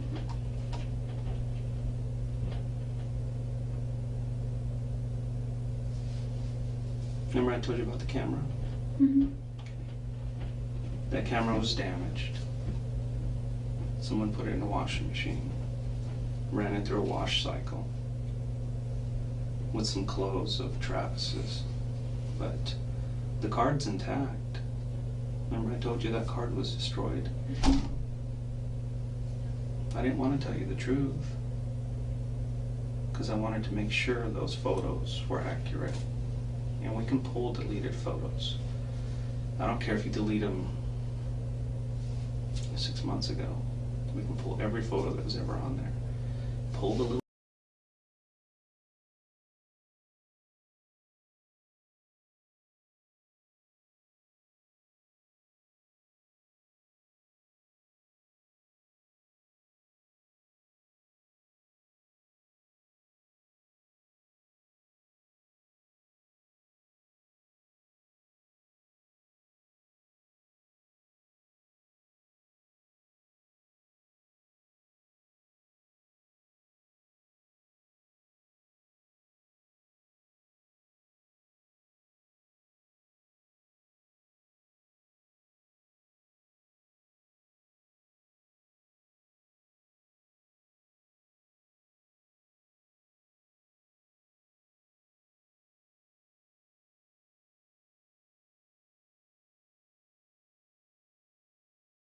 pixels together, get the timestamps on them. Not all of them, but most of them have timestamps on them, and we can verify those timestamps. Mm-hmm.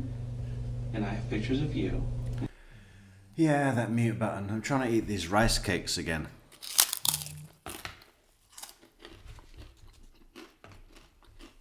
I was just saying that Jim can't swim, so that Jodi's picture here can only be compared when we look at a sea lion that's looking over a rock. And I do kind of get his point. Yeah. I like sea lions.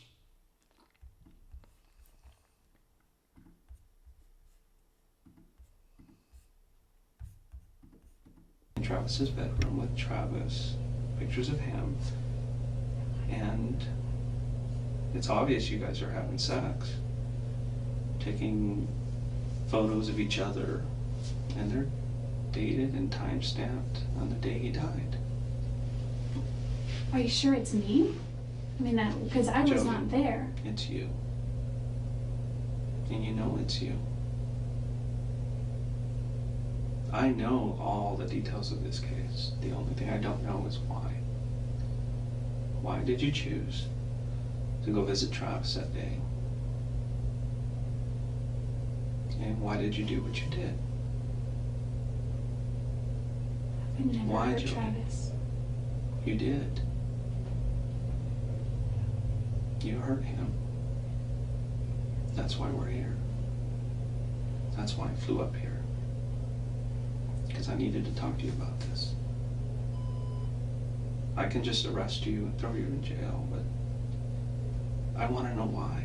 Why did you do this to him? I wouldn't hurt Travis. He's done so much for me.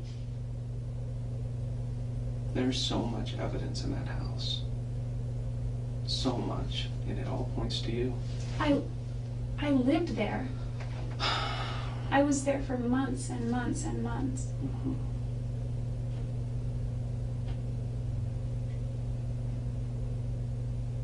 I know you took pictures of him in the shower just before he died. I don't think he would allow that. And the camera actually took a couple of photos by accident during the time that he was being killed. Really? Yeah, Jodi, really. Really? The camera took a couple of photos by accident while he was being killed? Really? You were there. Quit playing this game. It's time for you to just come out and I didn't tell me. know. I did not hurt Travis. I did not hurt Travis.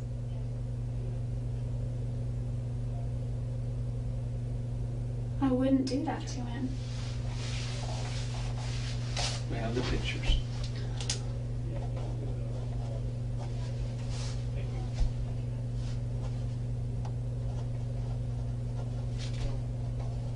Can I see the pictures? We have your blood at the scene.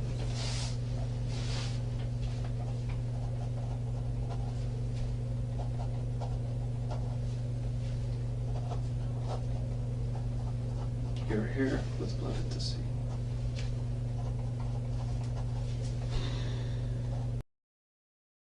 Your blood at the scene, your hair with blood at the scene.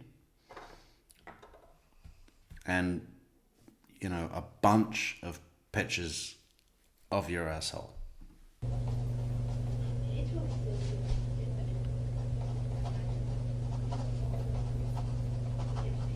Your left palm print at the scene.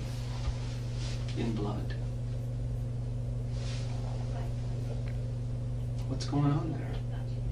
Well, I can explain the blood and the hair. I don't know about my left palm print. How can you explain the blood in that? Well, because I used to bathe Napoleon all the time. And, You haven't been there since April, right? mhm. Well, He's had the house cleaned several times since then. And this hair was not just a hair, you know, from the shower or something. This hair was stuck with blood and obviously had blood on it. At the time it got stuck where it ended up. my there's hair would no have been way. all over. There's no other hair. Can you take a hair sample? And We like, have your DNA. no, but I mean, like, you know how they could do drug tests and find out when things were done? Can you, We can't do that. can't you measure the time? We maybe? have DNA matching that hair to you. Okay, I know, but my. And that hair had a follicle on it, and that means that that hair wasn't there very long. The follicle will usually dissipate and go away after a certain time. It'll fall off, the hair itself. Well, when I would Okay, brush my hair Jodi. there, I mean, Now, is that true? Seeing as we're moving into hair evidence, I think it's only proper to call in our in-house expert, because I've heard, Michelle, that Detective Flores made that up, that it's not necessarily true that the hair follicle, you know, would definitely fall off after a certain amount of time. He just didn't want to let her gain any footing with her excuses. This one, you absolutely cannot explain that away. You either had blood on your hand and you touched the wall, or there was blood on the wall and you touched the blood. could my palm print have already been there and then blood touched it? Jodi, this is over. This is absolutely over. You need to tell me the truth. Listen, the truth is I did not hurt Travis. Okay, so we're Jodi, saying, you can continue to do this, okay? A records check shows you that you guys reported a gun stolen. 25 auto. Just happens to be the same caliber as the weapon used to kill him. a 25 auto was used to kill Travis. Mhm. Yeah, along with multiple stab wounds. Jodi, if you want, I can show you some pictures of him. Do you want to see pictures of him? Part of me does and part of me doesn't. Why? Because you don't want to remember? No, I just, Jodi, There's a morbid curiosity. Jodi, I wanted to know how he died. we can keep playing these games over and over again. I'm not going to believe you. All When right. you start telling me the Listen. truth, then I can believe you. But I can't deny this evidence. I can't. See it. Anne's got it. So apparently hair samples with follicles, roots, must be freshly plucked, ideally within a few hours of collection. DNA degrades over time, especially if exposed to heat, moisture, or bacteria. Yeah. I mean, but with the actual physical, you know, the if you pull out her hair, it has that little whitish like bubble on the end that was in your scalp. Does that necessarily fall off? Because I think that's what he was saying, but I'm not sure. The trip you took doesn't make sense. The opportunity was there. Your pictures on that date with him. Your blood is in the house, mixed with his. Mixed. Not alongside, but mixed. Your hair is there with blood. And your palm print is there in blood. Well, it was 5 days before they went in there. So maybe they couldn't test the hair, the actual hair for DNA, but it was in the blood, and they already had her palm print, and obviously DNA from the blood. That would still work because you can get it from totally dry blood. So maybe he's just making this thing up about the hair, and they just found a long hair, but because of everything else, they know it's her, so it's obviously her hair.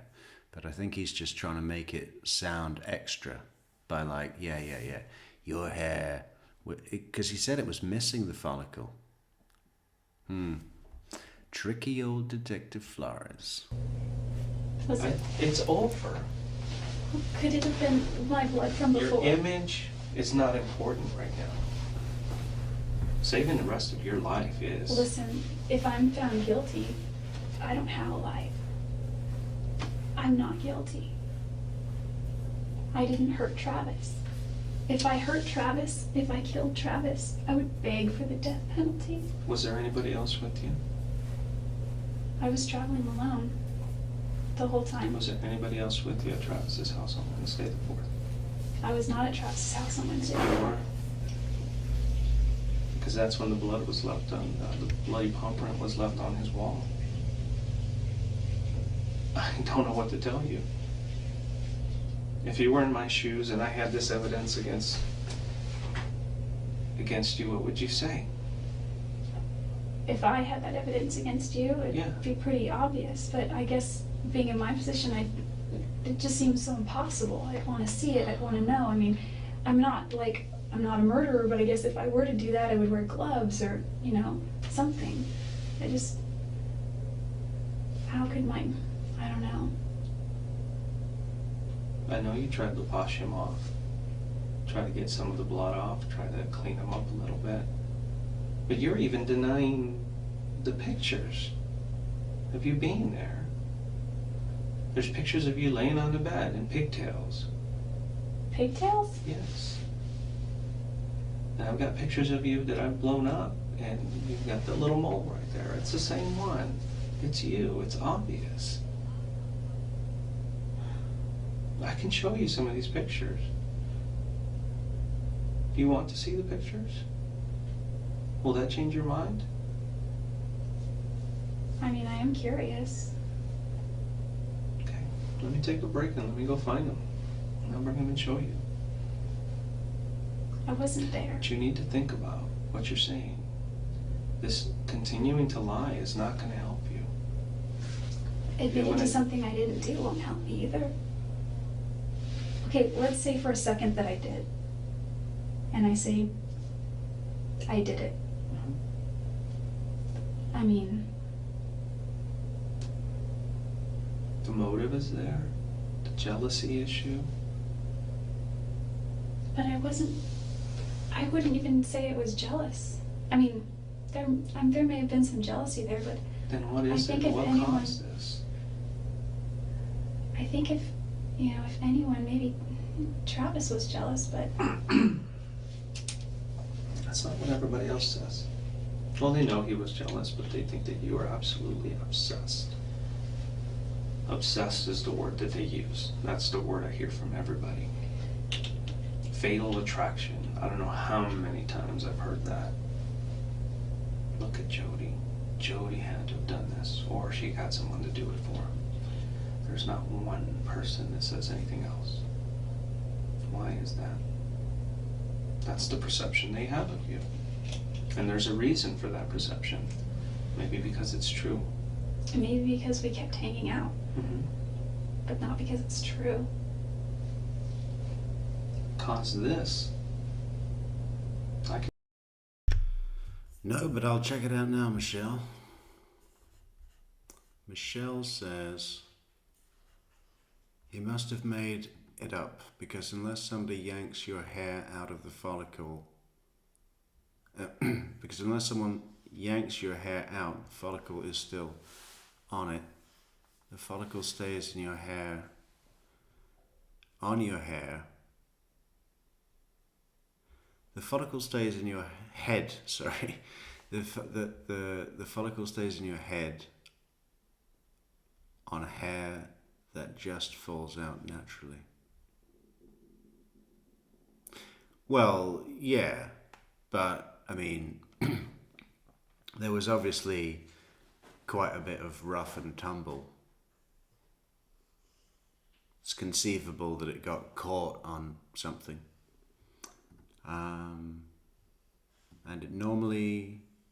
And it is normal to lose 75 to 100 hairs per day naturally, or 10,000 if you're my dog. Isn't it, Soap? The follicle stays on the head. Good to know. I can prove Thanks, it. Michelle. I can prove it. But what I don't have is I don't have answers on why it happened. Or, maybe something just got out of hand. Maybe things got out of hand. Did you and- find the gun? Maybe that would. Jodi, we're just playing games here. That gun was in your possession. When did you report it stolen? I didn't even know that there were guns until my grandparents reported it stolen the day that their house was broken into. When was that? I don't remember. It was a few months ago, maybe. What did you do with the gun? I don't have a gun. They're going through your house right now, so are they gonna find anything there that will lead you back to this? I don't think they would. I mean, there's nothing that could link me there. I mean, that's pretty compelling, I have to admit. If you found my palm print there, I don't know. That's, Do you have a pair of sweatpants that's got stripes around the backside with zippers? Somebody's seen you wearing those before. I've got so many clothes. Yeah, I think I do. Wait. I have zippered one that zips in the back. It's got like stripes, like big stripe on it on the side. Well, It's kinda got a towards the black back. stripe all the way down and they're white. It's got the black. I have those. They're at the house. Okay. It's got, I have two pairs actually. One is too small and one is just about right. The other one I bought anyway, even though it was too small because it was on sale and it's a good deal. But yeah, they have stripes and they have zipper. Well, what does that mean? What is that? Because I believe you were wearing a pair like that when this happened. Remember I told you about the camera? It was taking pictures by accident. Mm-hmm. The camera was upside down, had flashed. Another time, camera flashed. Looked like it was on the ground, maybe it was kicked. But it took pictures, and it's obviously a female. Hmm. And one of them was wearing those pants. Oh, I didn't even bring those pants on that trip. So, And if we find those pants, is that gonna make my case a little bit better? Yeah. Okay, let me take a little break, but I need you to think about what you're doing here. Because the best thing for you to do is to tell me the truth. Tell me exactly what happened, because you know what? I think your mom and your dad really deserve the truth. They're gonna be asking. And it's absolutely, it's so important that you tell me why this occurred, what was going through your mind, and what caused you to do this. It happened, and I can prove it happened, and there's no doubt in my mind, and there absolutely is no doubt in anybody else's mind who's investigating this, that you were there and that you did this. But I'll let you think about that, okay? And I'm gonna go look for some pictures, and I'll bring them over, and we'll continue this discussion, okay? Let me go find them. I'll be right back. I'm not a murderer.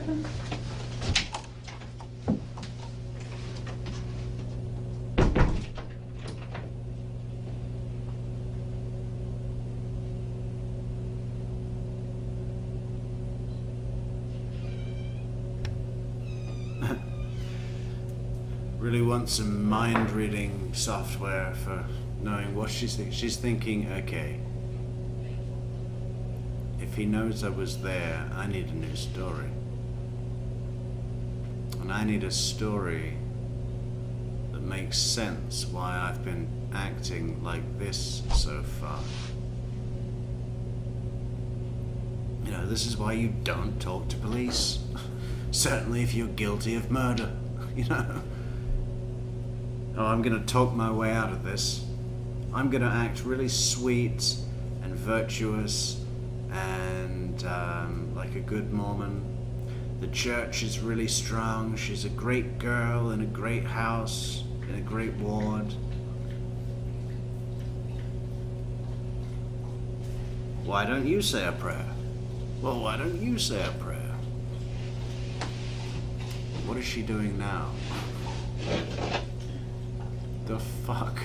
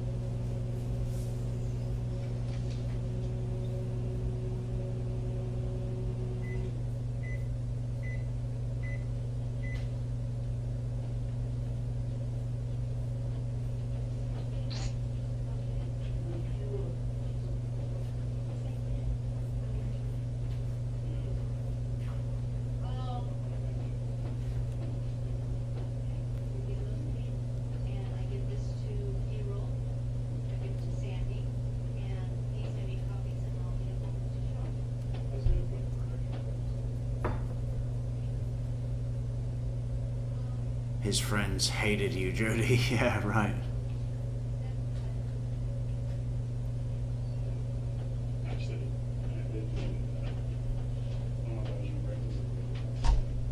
Horseplay in the shower.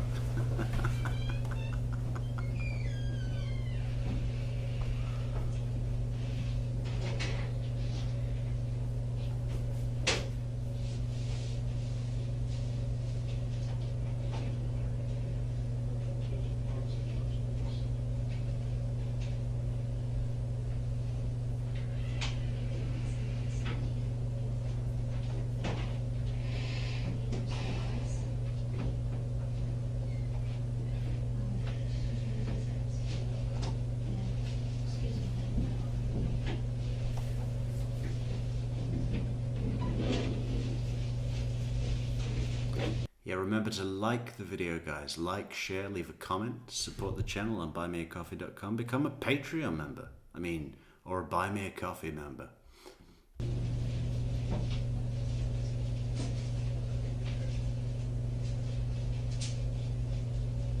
Here's some ice right here. And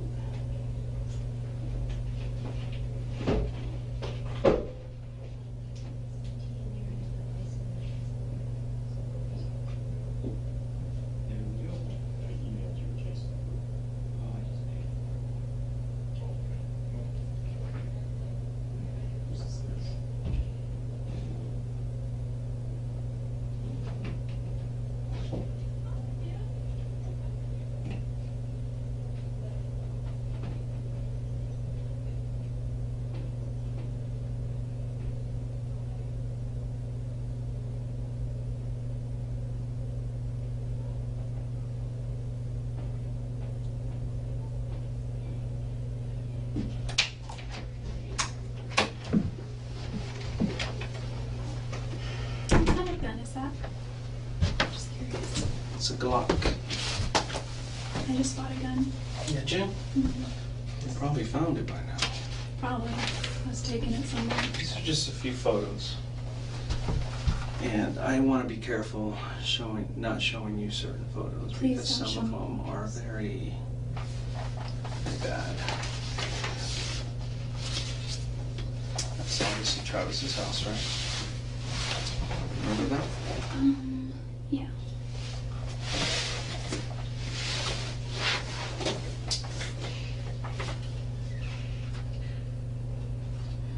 If Travis were here today, he would tell you that it wasn't me. No. My job is to speak for Travis right now. And everything Travis is telling me is that Jodi did this to me. Have you ever shot that 25 auto? Mm-hmm. Have you ever touched it? The one that was stolen? I've never seen it.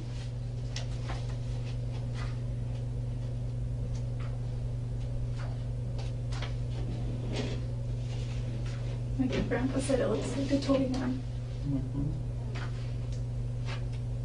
I don't know what a 25 looks like. I know what a 22 looks like. And I It's know just like a 22, actually. well, the 22s that I saw kind of looked like the ones in the westerns where they had the barrel and the long, you know. But there was another 22 in this store that looked like a toy gun, so it looked like a squirt gun, like a water gun. I don't know.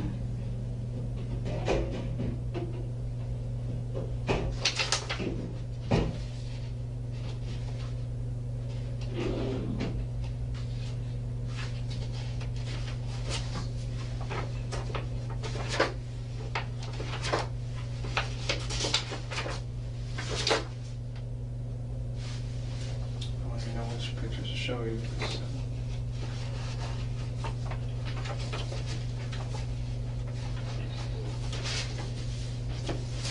Where's that one? Remember him? Is he naked? In the shower? Yep.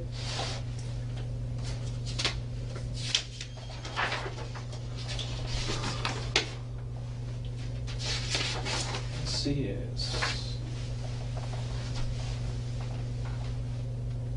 this is Travis would never go for that. soon after you and him had sex on his bed.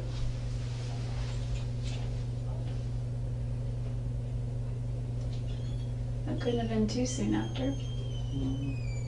An hour or so. The last time we 2 had sex in hours. his bed was an 8.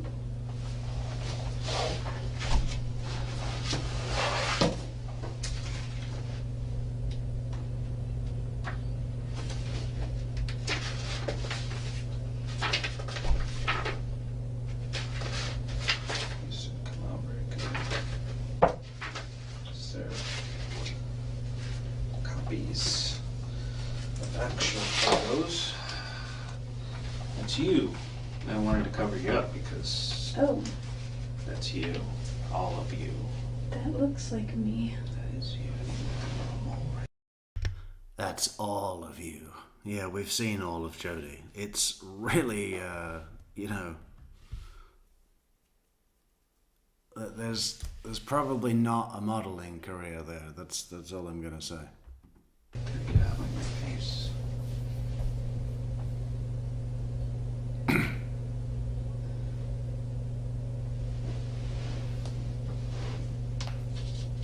You can look at the rest of it if you want. People online have been calling her the beef curtains. There's a few of those. There's a few more. Which I'll try not to show people because I don't want to put you out there like that to people.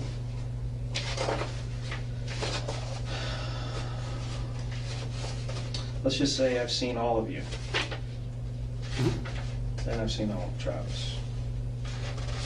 But the one that sticks in my mind of Travis is on the autopsy table.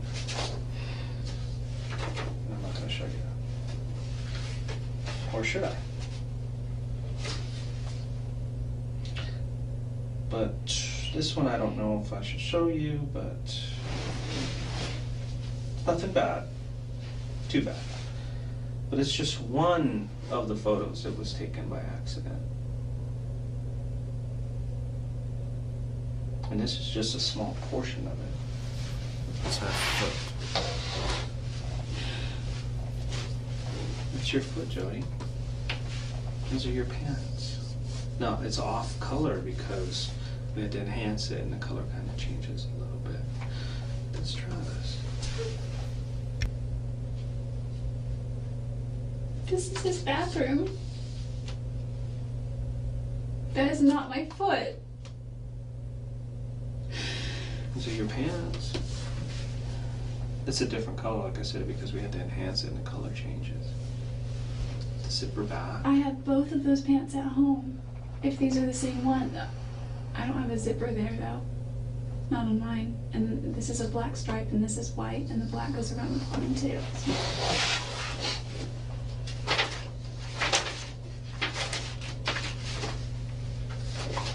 Couldn't even recognize Travis, he'd been there so long. I keep thinking of Brother Hyatt when to dress him. No, this is another one that's just a copy, but it's you. Same day. All time stamped, all everything. First picture, you were Travis. See? The date. 6/4/08, 10/5/22 p.m.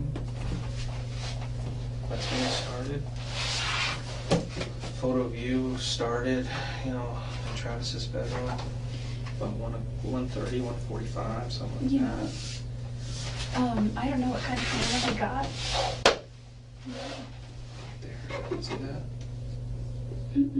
That spot. See the spots here? They look a different color because we used a chemical to enhance this. That right there, blood. It's a mixture of yours and his. And that's your palm print. Of your left palm. I don't have any cuts on my left palm.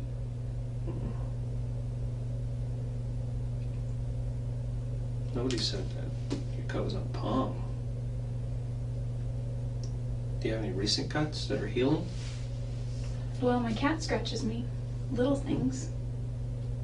These are all her work. You can see. This is her. That's her. I've got scars. She's a feral cat. All these little things are her. Well, enough about your cat, but why is your palm print in blood? How can that be my palm print? Because you were there.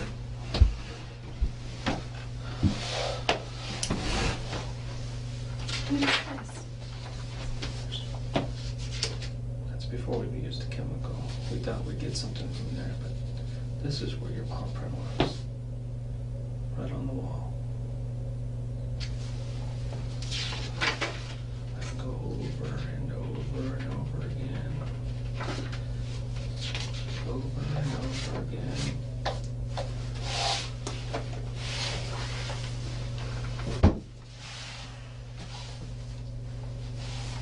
There's no doubt in my mind that you were there. There's no doubt in my mind that you did this. None. No. Those are my pants, but I definitely did not pack them on my trip. So, looks like you're gonna need another suspect, because clearly it's not me. Those pants were never on my trip. Oh, you gotta love it. So you can go until you're blue in the face and tell me you weren't there and you had nothing to do with it. I won't believe you. I will not believe it. Because Travis is telling me that you did this to him.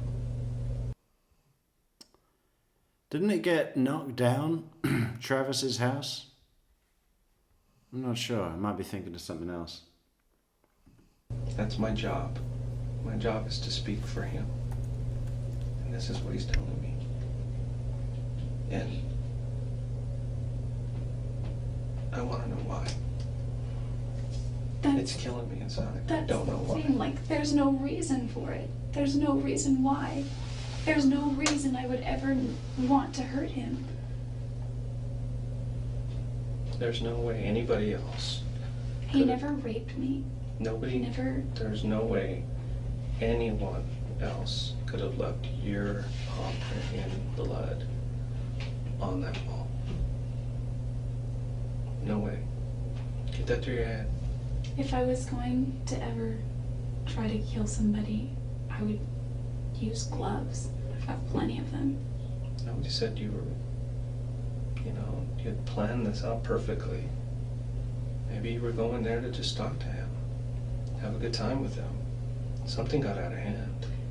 Even if I were there, and even if I were going there to just have a good time with him, What if I tell you somebody saw you there?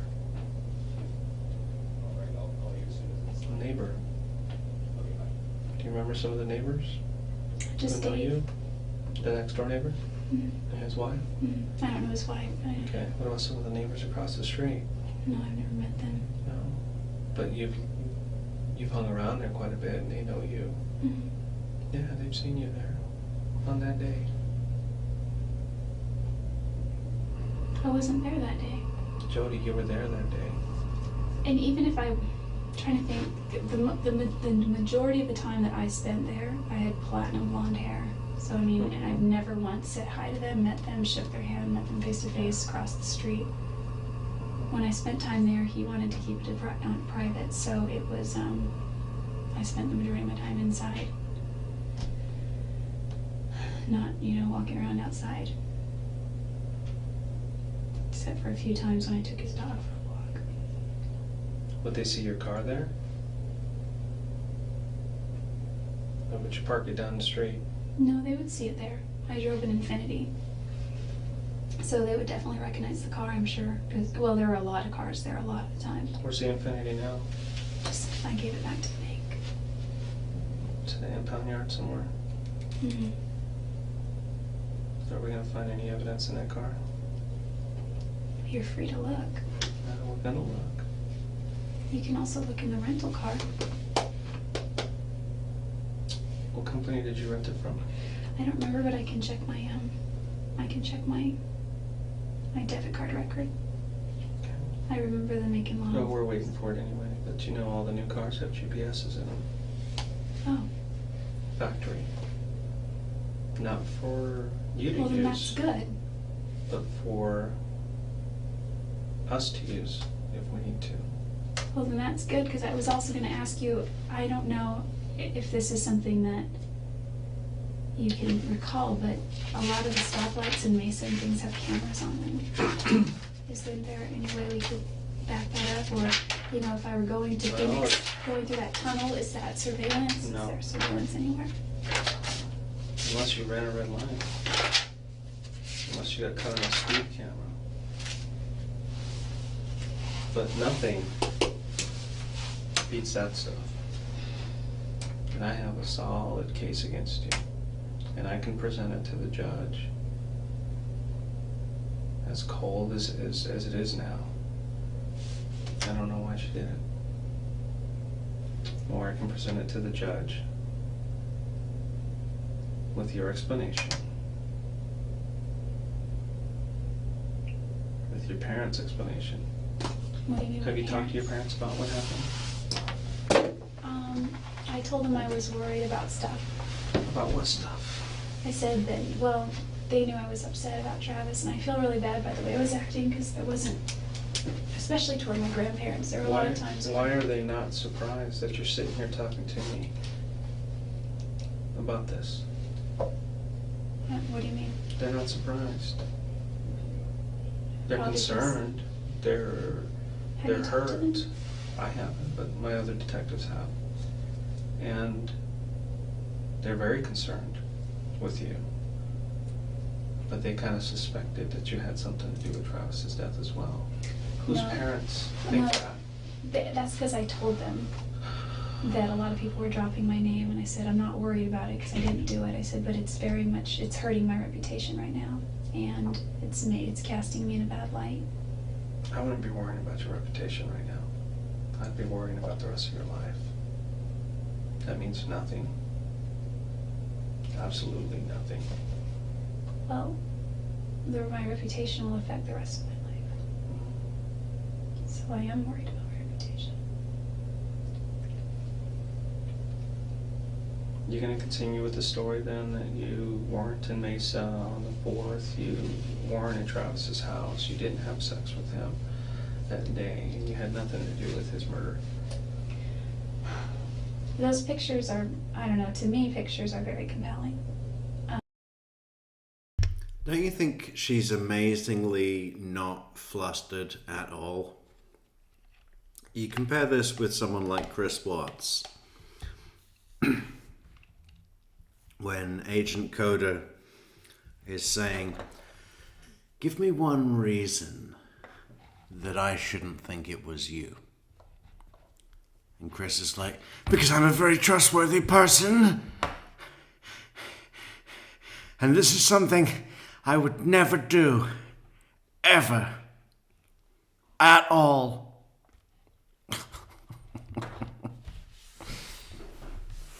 You know, who's shitting a brick. I mean, Jodi's keeping very cool. Very cool.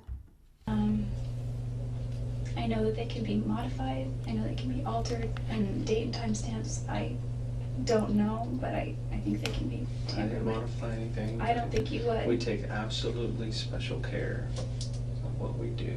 I know. We actually take an image of that card, or let's say you get a computer, take an image of that hard drive and make a copy of it. We don't even touch your hard drive. We just work with the copy.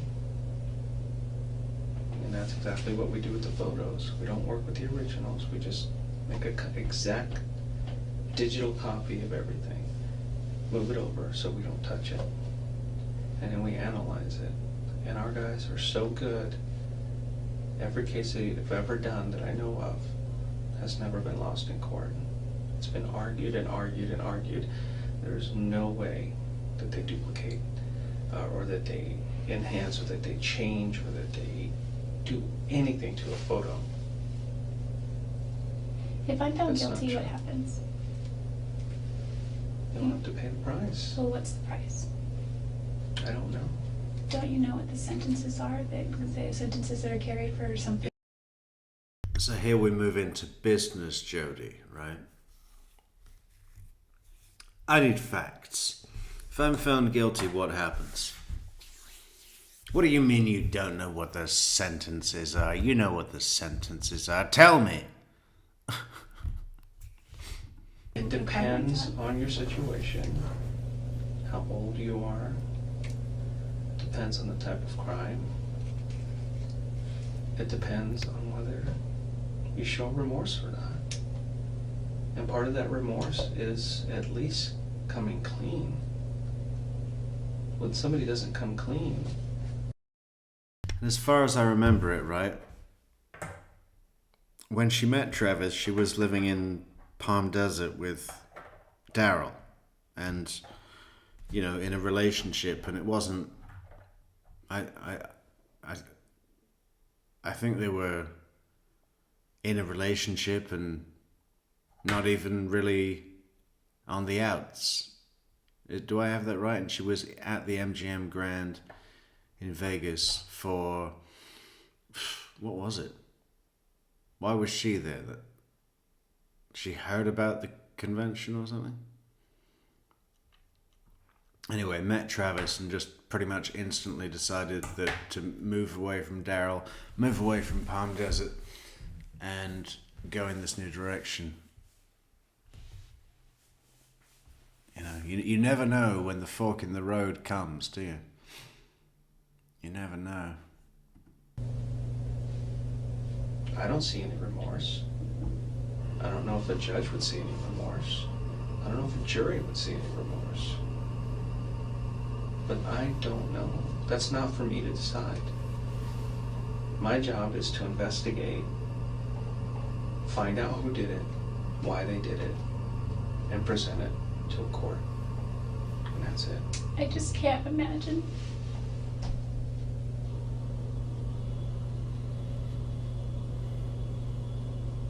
You have something to tell me, but you're just so resistant. I know you're afraid, but you're already going through it right now. There's no backing up. There's no backing up to yesterday. There's no backing up to that day. It's already happened. And unfortunately, you're gonna have to face the consequences. You know, if I did that, I'd be fully ready to face the consequences. I'm not really for things like, you know, I'm all for the 10 Commandments, thou shalt not kill. Okay. I love her hands there. Thou shalt not kill. That's a big one. That's like my first one. So, you know, I follow all of them, but especially that one, the kill one. And I didn't take the pants on the trip. I look at the 10 Commandments and I go, thou shalt not this or that or kill. And I don't take pants on trips. Okay? So what do you mean consequences? Look at it. Look at the hands when she sort of pauses when she says, I'm all for the 10 Commandments, like thou shalt not kill, right? Yeah? That's an important one. Unfortunately, you're gonna have to face the consequences. You know, if I did that, I'd be fully ready to face the consequences. I'm not really for things like, you know, I'm all for the 10 Commandments, thou shalt not kill. Okay. But There's no evidence to show anybody else did that. None. well, I'm just. You think we'd find somebody else's fingerprint if they did that? Possibly. There's something that happens. You keep saying gloves.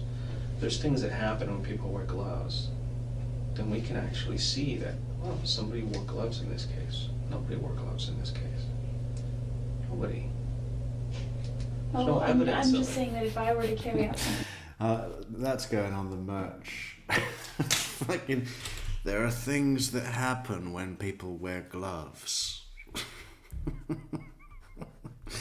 I love that.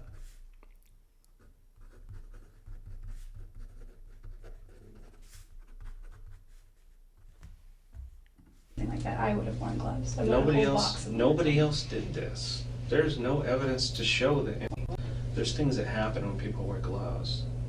And we can actually see that, well, somebody wore gloves in this case. Nobody wore gloves in this case. Nobody. There's no evidence I'm of just it. saying that if I were to carry out something like that, I would have worn gloves. I bought a whole box of them. Nobody else did this. There's no evidence to show that anybody else did this but you. You were the only one.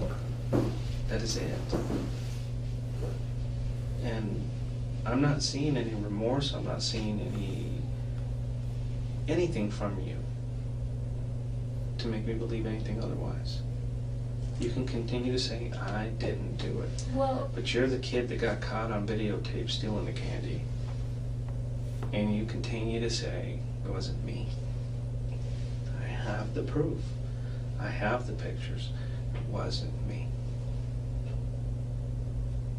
I don't think you would admit to it if your own mother saw you do this and she told me, yeah, I saw her do this. You would say, no, it wasn't me. Why won't you admit to it? I just can't. I didn't kill Travis. I just didn't. I did not take his life. Did you have anything to do with the death of Travis? I don't think I had anything directly to do with it, but I feel responsible somewhat for it. Then what can you tell me about his death?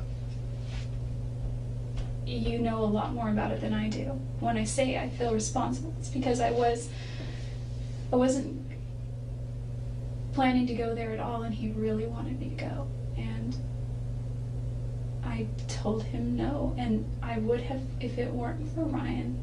And there's nothing really with Ryan and I. In fact, he has been very hesitant to move anything forward because he's not sure about me. He said a lot of people are talking. I'll just tell you that right now. I really wish this would get solved so that we can just put it behind us. Maybe that's a good thing because he's not an active church member anyway. But the reason I feel is because if it weren't for Ryan, I would have folded and I would have just scrapped all my. What was that about Ryan Burns? If it weren't for Ryan and planning to go there at all, and he really wanted me to go, and I told him no, and I would have if it weren't for Ryan. And there's nothing really with Ryan and I. In fact, he has been very hesitant to move anything forward because he's not sure about me. Ryan. He said a lot of people are talking. I'll just tell you that right now. I really wish this would get solved so that we can just put it behind us. Maybe that's a good thing because he's not an active church member anyway. But Yeah. So, he's not even an active church member. So, what am I doing wasting my time with that guy? Can you believe that he's not even an active church member? the reason I feel is because if it weren't for Ryan, I would have folded and I would have just scrapped all my plans and spent all of my days there. But I didn't, and I stood strong, and he got mad and got sad, and he guilted me. He didn't get really mad, he just kind of guilted me. And finally he was like, whatever, fine, and we hung up.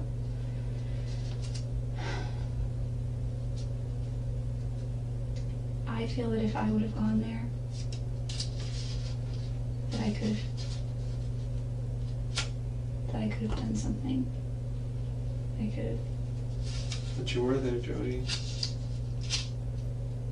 You were there on Wednesday before. Can I ask you, I don't know if you know this. Oh, I have a camera in my storage unit that I don't use anymore, but that Travis and I used to use frequently. And we took pictures with it. This is, I don't know. This is kind of. Do you remember taking these pictures? There were many pictures. Vaguely. We took tons and tons of pictures. Some I saved, most we deleted. Some he sent me through his phone. And He usually deleted all pictures like this. Yeah, well, before he got there. Any pictures like this that I found anywhere on his computer, camera, anything, they were deleted. Well, prior to him getting his camera, all those pictures were on my camera. So All these same pictures?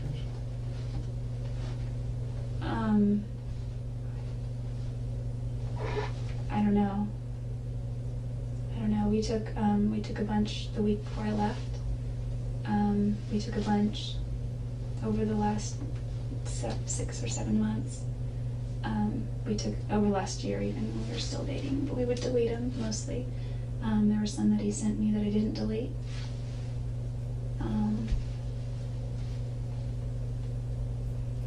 What I'm asking is it possible that, that my memory card would have been in his camera if they're interchangeable? How do you know if they're interchangeable? I don't know. That's what I'm asking is what kind of memory card it was. Whoa, that is a good one, man. You see, she's smart. She's smart, man. They found his camera. His camera had a memory card. They've recovered the memory card, found pictures with the date and time stamps. I mean, it obviously doesn't, he's in the pictures, I suppose, and, the date and time stamped when she was there. So, but that was a good attempt. That came out of nowhere. Just a regular... Is it possible my memory card could have been in his camera? little SD card? Well, because I've got one that's like this big, and it's thin. It's like a cracker. And the one I use on my professional camera is like this size, and it's more kind of like that thick. And the little one is really thin, and it's got like little thingies here for reading it, and my big one looks like that on the metal part. So that one obviously probably wouldn't be interchangeable because it's a Canon and it's a nice It's thing. not interchangeable, it is. But the other one,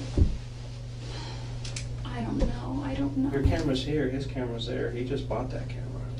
Well, the other camera that I used before that's broken now, it's in my storage unit. but it's still there. And you're saying those pictures are on that camera? No, what I'm saying is I had several memory cards for this camera that I don't have anymore. And so I guess it's so far-fetched, but I guess it's possible that my card. You're saying somebody took your pictures or your card and is framing you and put that into his camera? I'm just saying that if my memory cards were left at his house, he would have used those for his camera.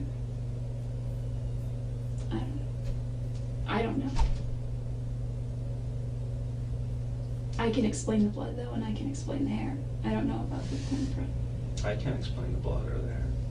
Well, the hair, there's hair everywhere, and probably every square inch of that house. My hair. Yeah. If you sweep it, you'll get hair everywhere.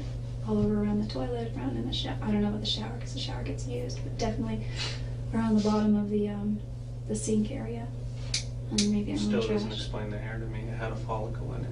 You haven't been there since April. There's no way. No way. The blood? No.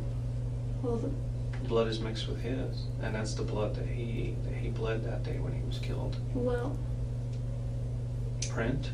I don't know Absolutely if you can not. check how fresh the blood was. No, we can't check how fresh it is, but we can go by where it is. Oh, okay, because I cut myself when I was. And you're saying that blood that you cut yourself with back, who knows when, Well, was still on the wall in the Oh. exact same spot oh, I don't know. about where wall. the bloody palm print was.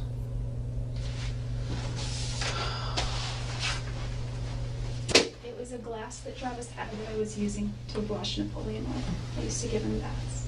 And I dropped it, and when I picked up all the glass, and I'm pretty casual about it because I break glass at work all the time, and it's not a big deal, it's nothing to be scared of. And I was probably just being careless with it, and I sliced myself open, and Is that how you want to leave this? Just these far-fetched excuses on why your blood is there, why your hair is there, why your palm print is there, what pictures are there. I don't know about the pictures. That's how you want to leave this? I wouldn't want to.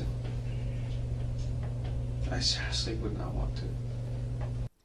Has a poll, Deb H says, has a poll ever been done asking which is better, DP and waiting on a death penalty and waiting on death row for years, or LWAP where you get on with the life left to you?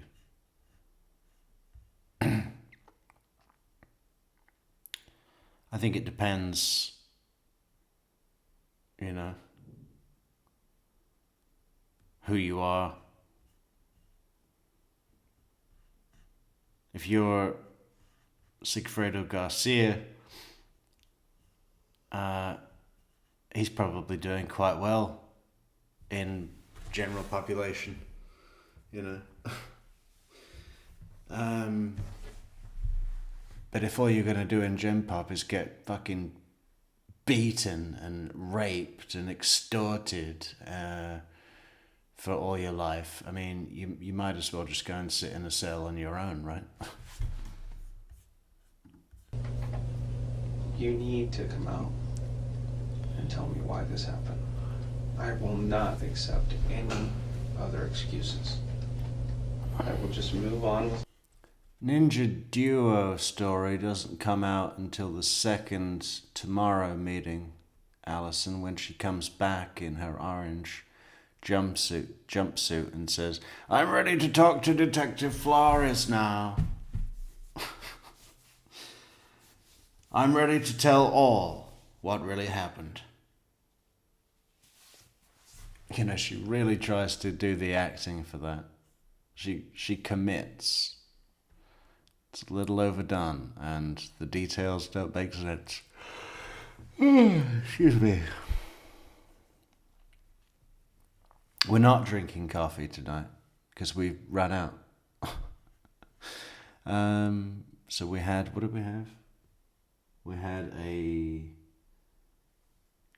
jasmine green tea. And it's not quite as effective.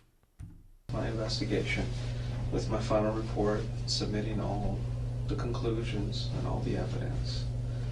And we can just let a judge and a jury decide. You yourself said that if you were in my shoes, you would think that I was guilty.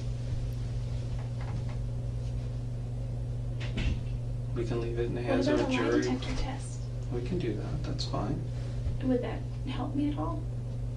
I mean, you can't use them in court, but I tell you, I mean, lie detector tests are a load of shit. It's just a prop. It's based on nothing and all the rest of it, you know.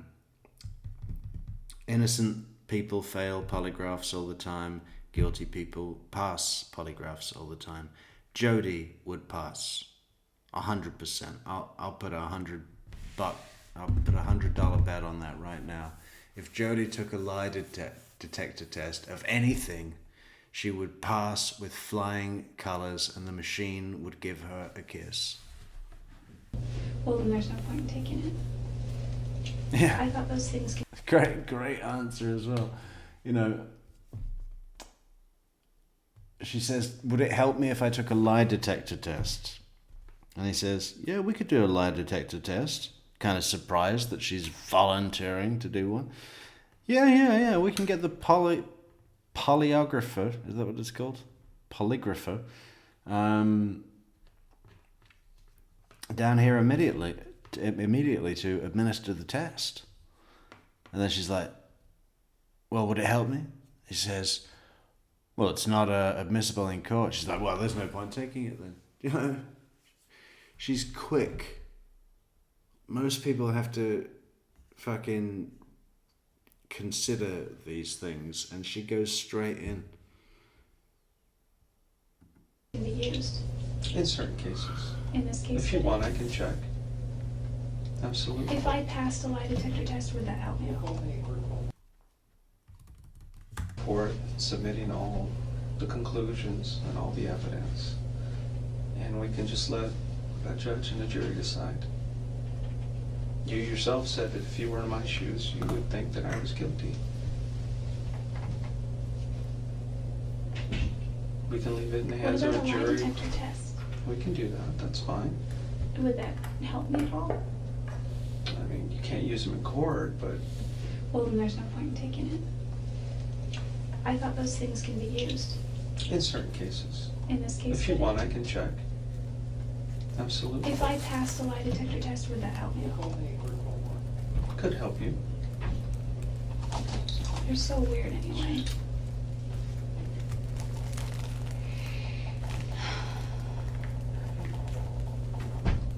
Travis This is is your one opportunity to talk to me because it's gonna be a while before I talk to you again. And it's not gonna be in this kind of setting. Okay. Do you understand what's gonna happen to you?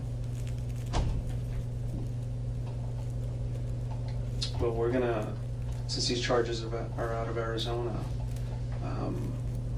we're gonna send you through the court system here. And then we're gonna ask to extradite you to Arizona from California. That just means permission for you to bring you over, because you're out of state limits. And the next time we talk could be in a whole different setting. Could be in a jail somewhere. Could be I in think the jail. setting is a little bit better. But it's up to you. Jodi, I know you were there. I know that Travis was either in the shower or just outside the shower when he was shot. And I know somebody who was extremely angry at him. Took a knife to him and couldn't stop. Couldn't stop. And before you knew it, it was all over. And then you panicked. And then I've never been that angry at him. Not enough for that. I've been so far angrier at other people, at other ex-boyfriends. and tell me who could have All my other ex-boyfriends are still alive. You know, amazingly. done this. Who did this? I don't know, but if I go to trial for this, and if I'm convicted for this, whoever did this is going to be sitting very pretty somewhere. Glad that it wasn't them. Sitting pretty? Katie McBanower said she would be sitting very pretty on a beach in Hawaii, on Maui, with a fancy drink. And it's my job to make sure that an innocent person does not go to jail. But I don't see an innocent person sitting in front of me. When I asked you, I always ask this one question. Actually, it's two. First one is, did you kill Travis? And you kind of hesitated a little bit and said, I didn't have anything to do with that. Then I asked you a similar question. You see, Danielle Savoy loves jasmine tea. Yeah, I like it. It's just not really keeping me awake.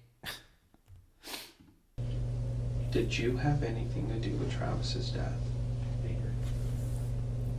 You hesitated again.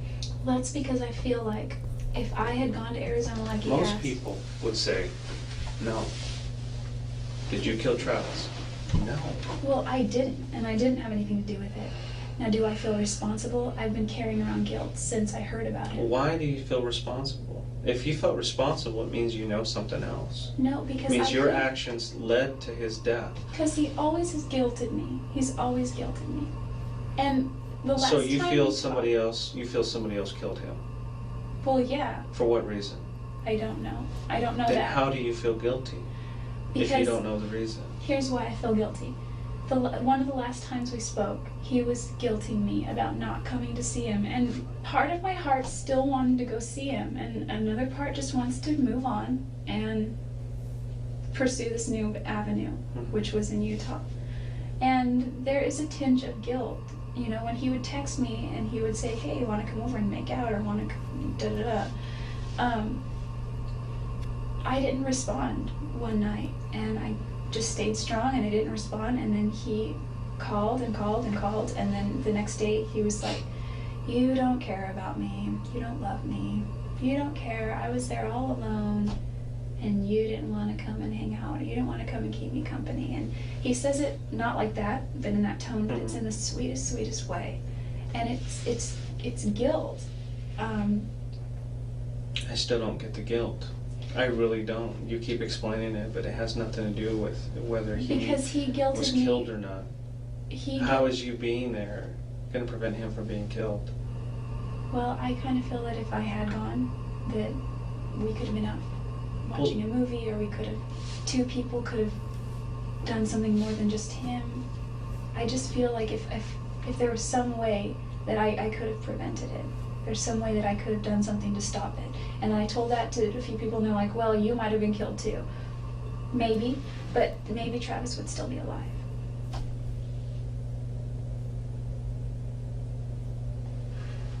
Travis has done a lot for me, and I wouldn't hurt him. He introduced the gospel to me. Well, I have proof that says otherwise, Jodi. I can't deny that. I can't deny that proof. Subpoena coladas. Wow, Christina, that's a good one. For anyone who doesn't know, we invented something called the sidebar yesterday. And there's going to be, so it's a bar that's next to a courthouse called the sidebar.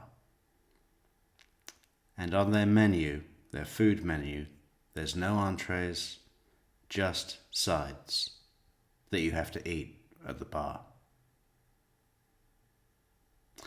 which is made from the reclaimed pews of a courtroom gallery. And we came up with a whole menu. What have we got? Perjury puffs.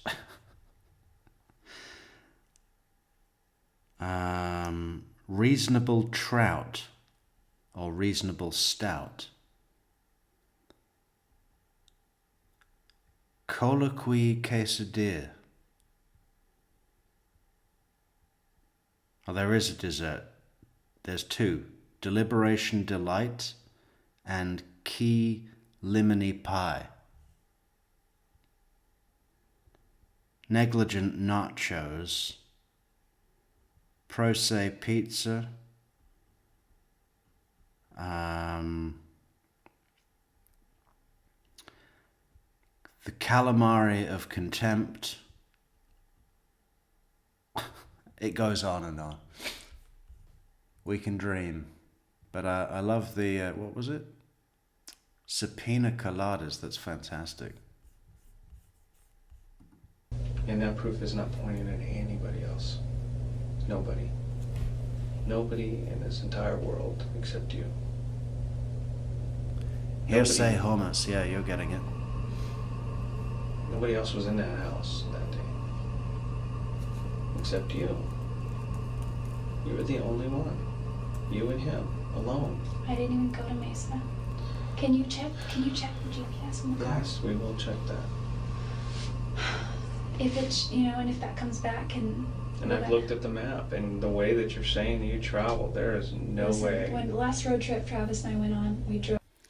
I don't know if black tea would do it for me either, Danielle. The coffee I drink is so strong that it has a special ingredient that I believe is made from bears. Drove to Utah. We drove to Oklahoma City from Mesa, and one of our stops on the way was Roswell. After he drove all night, and I. Roswell, that excuse me, that's another alien place, isn't it? So she's got Mount Chester, and now Roswell as well. And didn't she say she went to New Mexico with Travis? Isn't that where Area 51 is? Is she an alien? Hey Jodi, it's time to get on the spaceship so we can take you back to your home planet. Slept, and then after Roswell Museum, it was my turn to drive, and he's like, just get on this and drive 98 point something miles, and then we should be there. So I got on the road and I drove 98.6 or 2 or whatever miles it was, and I woke him up and I said, I don't think we're here, and he woke up and looked around, and it was just like rolling fields forever, and I drove completely in the wrong direction. And I'm not saying, I'm just saying I have a poor sense of direction. I got totally lost. I know maybe that's just bad luck. I got totally lost. So even if you got totally lost, it doesn't explain all that time. It does not. I mean, if you went 4 hours here, 5 hours in the wrong direction, it still would not explain at one point that I time. wasn't going anywhere because I ran out of gas. I was Yeah, cop salad would be good, is right? Cop salad.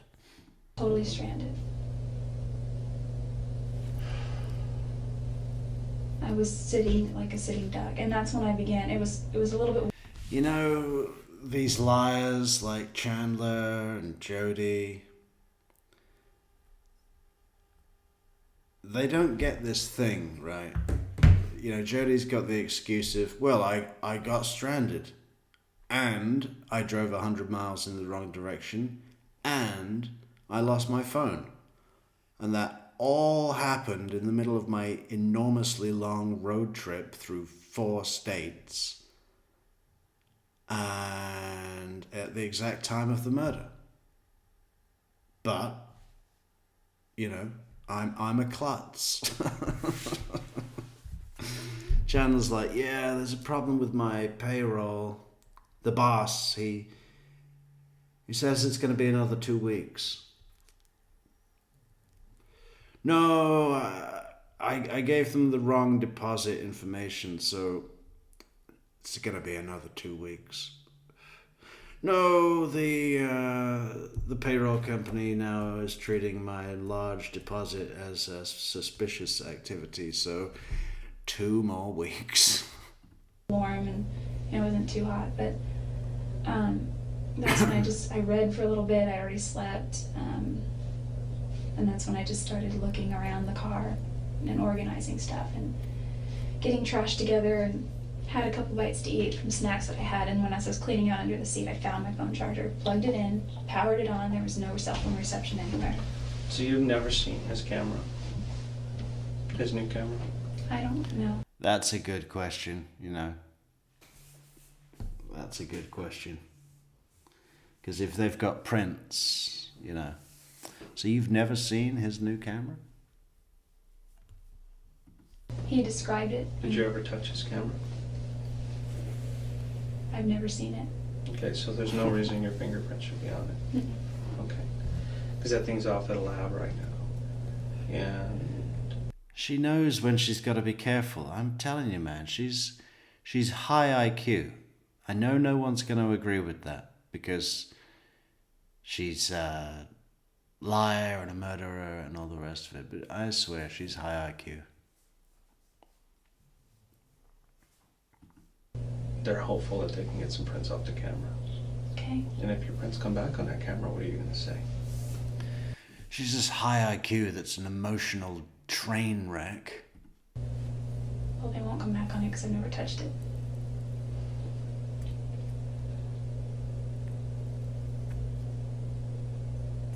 That you still can't explain the rest of this stuff.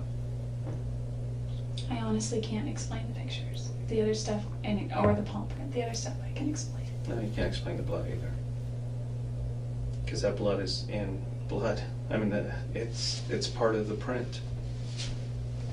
Unless you cut yourself at the beginning of the year and left your palm print in blood, and it stayed there until he was killed. I cut myself. It wasn't the beginning of the year. It was before convention. No, you can't explain it. I'd have to say early March. That palm print is there in blood, partially yours and partially his. Is it possible that there's just like any other way in the universe that could have gotten there? Possible. Probable is the question you need to ask, and probable is absolutely not probable.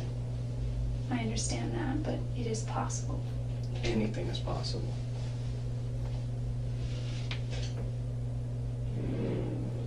That is very compelling. That's why I'm here. That's why I traveled here. Because I came here to arrest you. And get an explanation from you. That's the second reason. And since you're not giving me an explanation, I guess we'll just continue with the I just have first no reason. reason to hurt Travis. You do have a reason to hurt Travis. What would my reason possibly be? There's a whole history of you two. But And everybody knows it. I have a whole history with other guys that go Why back years. is everybody saying that you had something to do with his death? Why is everybody saying that you were capable of hurting him? Everybody says it. I don't know why anyone. So don't think I'm tell me that capable. you're not capable. I don't even hurt spiders. Have you ever had any anger issues before? Never in your past? I've had arguments. Travis. and Well, I- everybody has arguments. I'm talking about anger. Just Mm. absolute anger. Where you lose it sometimes. No, I had a nervous breakdown once. You taking any medication or anything? Mhm. Nothing. Well, I had a nervous breakdown when a boyfriend and I were arguing once, and he began to argue with me in a way that was totally different from how we had ever argued before. And he was just like, every time I'd say something, he was like, blah, blah, you know. Mhm. It was kind of weird. Like every time I tried to formulate a thought, and I was just sad and I was crying. Every time I tried to formulate a thought, he would interject and twist it, and it was like the weirdest psychological thing that had ever happened. And the way I reacted was I went into my room. He was the guy I bought a house with. I went into my room and shut the door. We had separate bedrooms. And I was in his room and went down the hall into my room and shut the door, and I just remember hyperventilating. And that's all. And I was crying. And then I went to get something out of my car. And when he saw that, he maybe thought I was going to leave. So he asked me for the key to his truck and pulled behind my car because he thought that because I was so upset I shouldn't drive anywhere. But I mean, that's, other than arguments, no anger issues.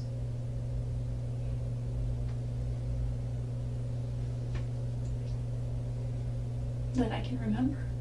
Oh, I kicked a dog once.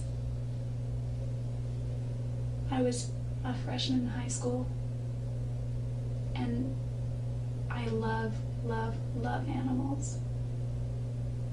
And we had this dog, his name was Doggy Boy, and my parents, until this dog that they have now, have never been able to, and I don't mean just them, we as a family have never been able to care for a dog properly as far as give it attention and take it for walks and be consistent.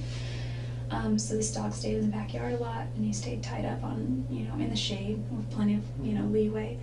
At one point though, he was untied, and I took the trash out, and this is when my little brother and sister were still in diapers, and he tore it was a diaper trash, and he tore diapers all over the yard.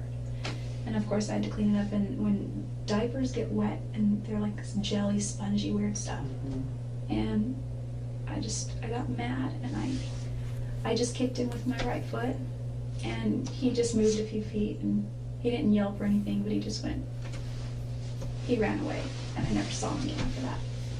And I mean, that's probably an anger issue, I guess, but Well, one time kicking a dog is not an anger issue. it changed my world. I kicked a dog once. It changed my world. I think that dog ran away and they never saw it again. As far as animal treatment goes, because I've never seen him since, Oh, yeah. and I need to apologize for that to him. I know it sounds weird, my relationship with animals, it's kind of like they're like, Yeah. I need to apologize to the dog. people too, they have souls. What you need to do is you need to apologize to Travis. But you just refuse. Listen. And I can't help you anymore if you're not gonna help yourself. You asked I me really prior. can't. I can't, Jodi. You can keep talking till you're blue in the face, and I can't continue to listen to lies. Do you have anything else that you need to tell me? Yeah, you had asked me what have I been up to in the weeks since I got back. Mm-hmm. What did you mean by that? Just what have you been up to? Because I know this thing has to be weighing pretty heavy on you. I've been trying to put his death behind me.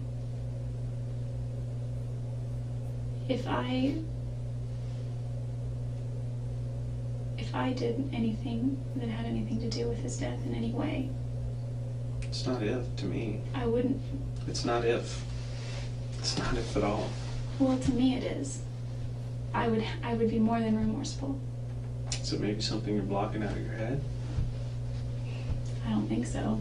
I mean, I tend to write everything down. I just finished the book, The Road Less Traveled, and he said, the true definition of sanity is dedication to reality at all costs. Mm-hmm. So I think at times, I may have, prayed or meditated upon a certain way, like me being wealthy or something like that, but Well, this is definitely reality. We are sitting here inside of an office, the sheriff's department, and you are facing first-degree murder charges. what is the And you difference? are going to be booked into jail, and eventually you will be brought back to Arizona, and you will stand trial. That's the reality. And once you realize that, I think you'll be better for it. And if you really wanted to embrace reality, you would sit here and explain to me why this happened. But you refuse. You refuse to embrace reality. I don't know why he was killed. I don't know why. I had issues with Travis. If anything, he had more issues with me. I've had worse issues with other people. They're all still alive. I'm still friends with my ex-boyfriends. They're all still alive. I've been doing this a long time. And there's one thing that I can never get out of my head, ever since the first day I talked to you, is there's an old saying that, someone's just not acting right. Look into it. You have not acted right from day one.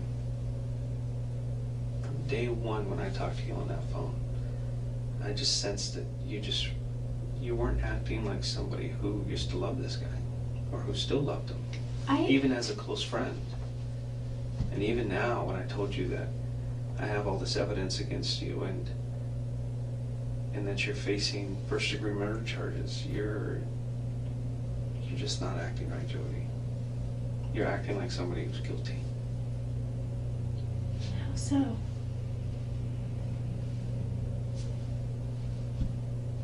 You tell me.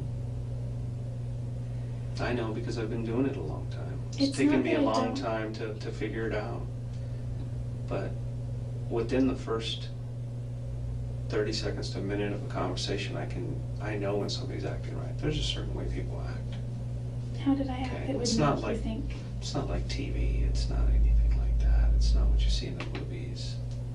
I see reality. When I accuse somebody of committing a heinous crime or, something very serious, reality hits in, and they definitely act a certain way. And that's not you. You act just like everybody else who I accuse of doing a crime, who did it. And there's no other way to tell you. Is it because I'm not crying? No. It's not because of that. What is it? I mean, I'm not going to change how I act. No, so obviously it's you can't not- change the way you're No, acting. I mean, I am who I am. Okay, but- you're sincere in the way you're acting. But Well, how is you're just not telling the truth. How is it different? Well, it's not really something you need to focus on anymore. I think Michelle, the ninja story comes when on the next day, when she's in Orange. you need to focus on the truth, but it's something that you refuse. So if you don't want to continue, then we'll just move on to the next step. Listen, it's not that I didn't love Travis, and it's not that I don't still love him, but I really needed to move on, Mm-hmm. and the last, What prevented you from moving on? Nobody was preventing you from moving on. well, the only person preventing me really from moving on was myself. And until I made that step and I moved back, moved away, and we communicated gradually less and less and less, and I was fine with that. I haven't found the man that I want to marry, the person I want to spend my life with. But in my mind, Travis did, and I was happy for him, and I thought there was also a part of me that felt, if I stay, I'm going to jeopardize that for him as well. We both deserve to be happy. We both deserve to have, be married in the temple. Mm-hmm. And that's where he wanted to go. So, I mean, I didn't know that Mimi didn't feel that way. I had never spoken to her except at church when I came down to Arizona. It was really brief. And it was the bishop who told me that, she had essentially turned him down. And the last few, now that I think about it, he was really just in his attitude and stuff. And I just thought maybe that's just because we're just beginning to more distance ourselves. And, he still had his trip planned to come up here.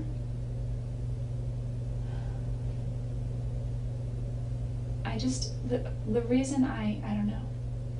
It's not that I'm not remorseful that he died. I didn't kill him. I didn't take his life. Did you have anything to do with it? I had It's not nothing your take. to do with his death at all. At all. The reason I hesitate is because maybe this is something that's wrong with me psychologically, is I think of the butterfly effect. And it's like, you could say that the guy pumping gas down at the gas station could have potentially, because you see all these movies, these funky movies where it's like this affected this, which affected this, which affected this, Well, if he had never done this. I know if you had never met him, he'd probably still be alive. That's true. Yeah, but that's because you killed him. No. Jodi, you did. I did not. Jodi, you can't convince me otherwise, unless you come up with more proof that you didn't. But I can't prove that Could it- anybody else did. No, it couldn't have. Well, what about if the car comes back that it was never even in that area? it still doesn't negate the fact that we have this other evidence here. I mean, this is absolutely some of the best evidence I've ever had in a case. And I've convicted a few people on less than this. Well, so I'm as good as done, right? With that evidence. Yeah. I just can't admit to something that I didn't do. If it would help my case and give me an easier sentence, I know that people plead guilty for those things. No, and I don't want you to do that. That is the absolute last thing I want. Well, I know What that- I want to do is I want to sit here with you and I want to go over why you visited him that day, what you guys talked about, what caused you to get so angry, and the details on how it happened. And it's something that you probably don't want to remember, but it's something that I need, because for me to finish a case completely, I need to know not just the details, but what was going through your mind. Because I need to present that as a full picture. Because if I don't feel that I've completed my job. Then my job is to speak for him, not anybody else. My job isn't to speak for you.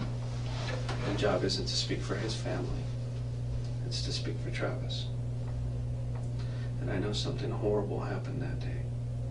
Absolutely horrible. Something that could have been avoided. Whether something was planned, I don't know. Whether you planned it or whether it accidentally happened or something got out of hand, I don't know. All I can do is speculate. And I want to believe that you're not this cold-hearted person that could just go out and do something like this to somebody. I want to believe that, like a lot of people, things got out of control, and before you knew it, it was too late. That's what I want to believe. And that's truly from my heart. Because I sit here and I've talked to you, and I'm talking to you now, and all those conversations we had on the phone, and I don't see a cold-hearted murderer like you would see on TV or that I've seen before sit across from me. That's not what I see in you. And I'm gonna call it begging. I'm begging you to at least come clean and tell me why. Because I don't want to leave here today not knowing. Because it's gonna follow me forever. I wish that I had answers. I'm sorry.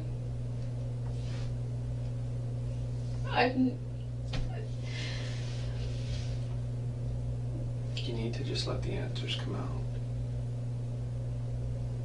There's just no reason. There's just no reason. There's no good reason why this happened. There's never a good reason why somebody dies like this. How many times was Travis stabbed? More than I want to remember.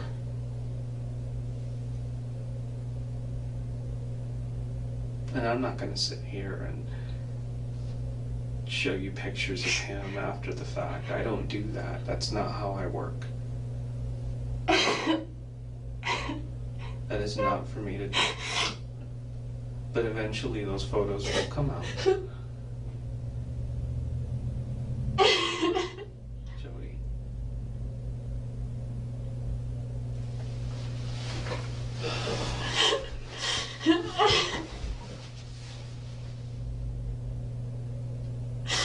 Jodi, we're here now. We're right here.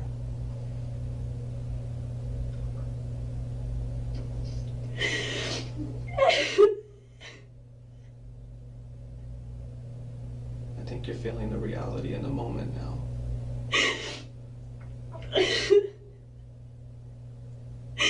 No, I'm just feeling all of the things that I'm going to potentially miss out on.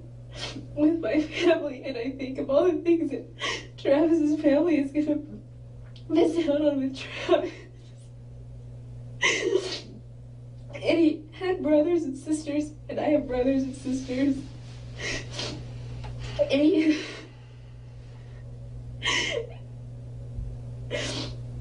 It's not fair. Yeah, I think Jodi can It's cry not on fair, cue. but this is where we are. I mean, I know that he's in a good place, and I know that he's fine. I know that he's doing great. But what about all of his friends, all of his family that are here and they're just going through all of this? And I know that it's temporary, but it's so very much right now.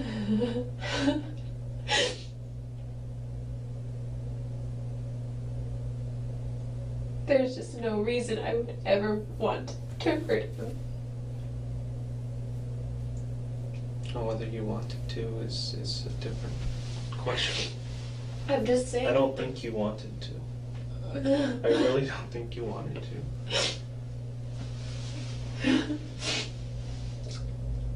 But this speaks for itself.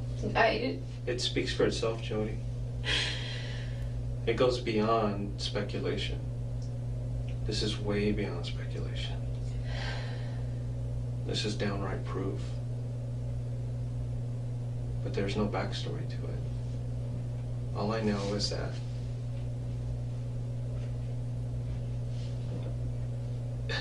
I need a story, or else it's just cold. It's so cold.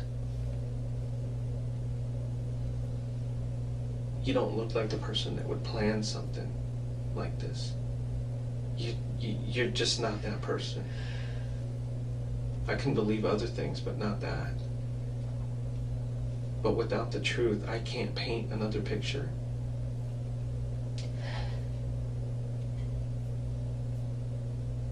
And it's going to be up to the prosecutor to paint that picture. And if you want that prosecutor, and I've met him, and you don't want him painting that picture, because he is good at what he does. I've worked with him before. And you allow him to paint that picture for you, it's not going to be good. It looks like you don't really need anything. It just looks like, I mean, it looks like you don't even need a good prosecutor anyway. So, I mean, You're right. I have to maintain my innocence. I can't admit to doing something that I haven't done. And part of me wants to cop out and say it. No. Well, If you're gonna cop out, it's because you're telling the truth. well, that's not really copping Okay. out. Yeah, I don't want you to sit here and tell me a lie to appease me. That is the worst thing you can do for me.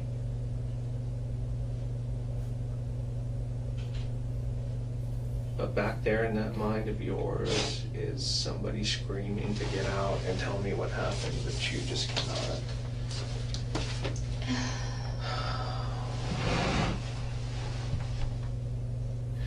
He has done nothing but, I mean, except for some mean words that he said. I know. People have said worse to me or just as bad. Except for that, he's helped me, he's given me money, he was selling me his car on the Then why? easiest, Then why, lamest Jodi, terms why? ever. There's no reason why. It just happens.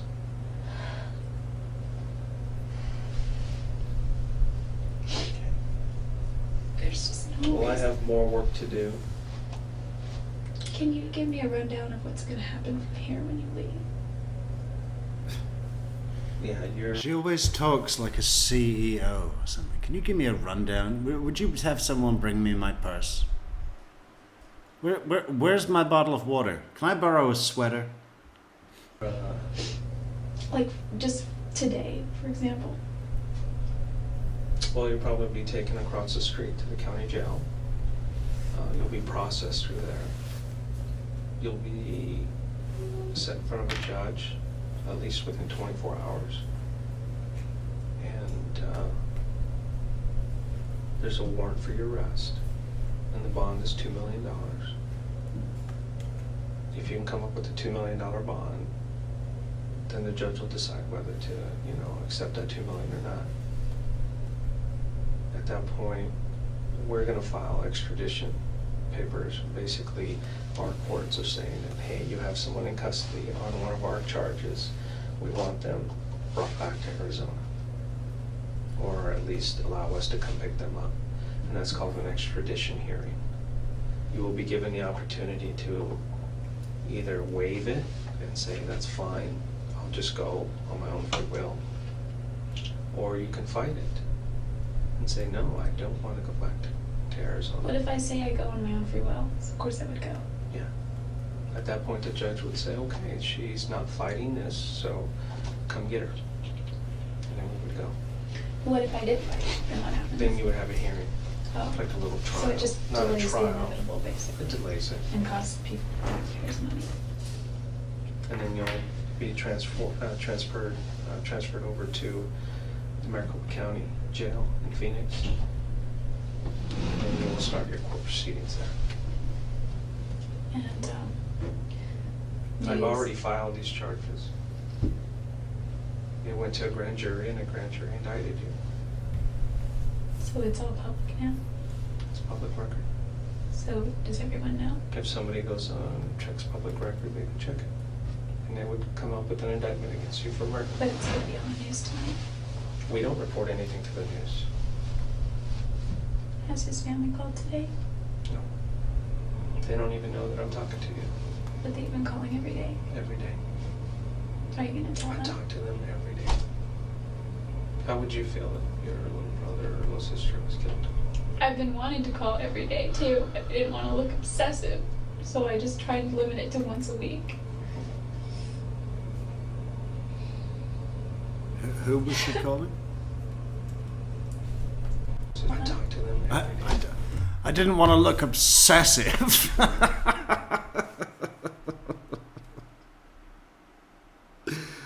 Oh,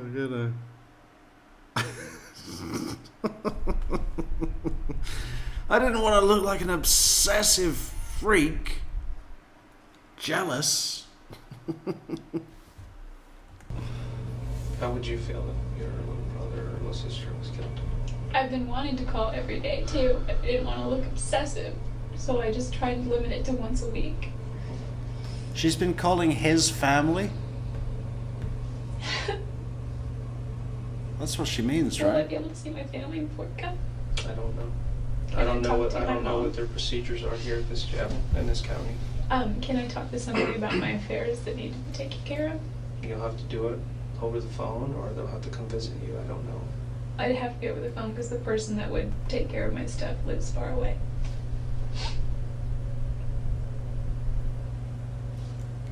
Are we done? My How long does it want affairs. to take? You said you already I don't filed know. paperwork. What affairs? I think Casa Ramos is going to have to find a new waitress. You know, Margaritaville are going to be okay. Okay? Can I talk to someone about my affairs that need to be taken care of? Hello, is this Casa Ramos? It's Jodi. Yeah, not great.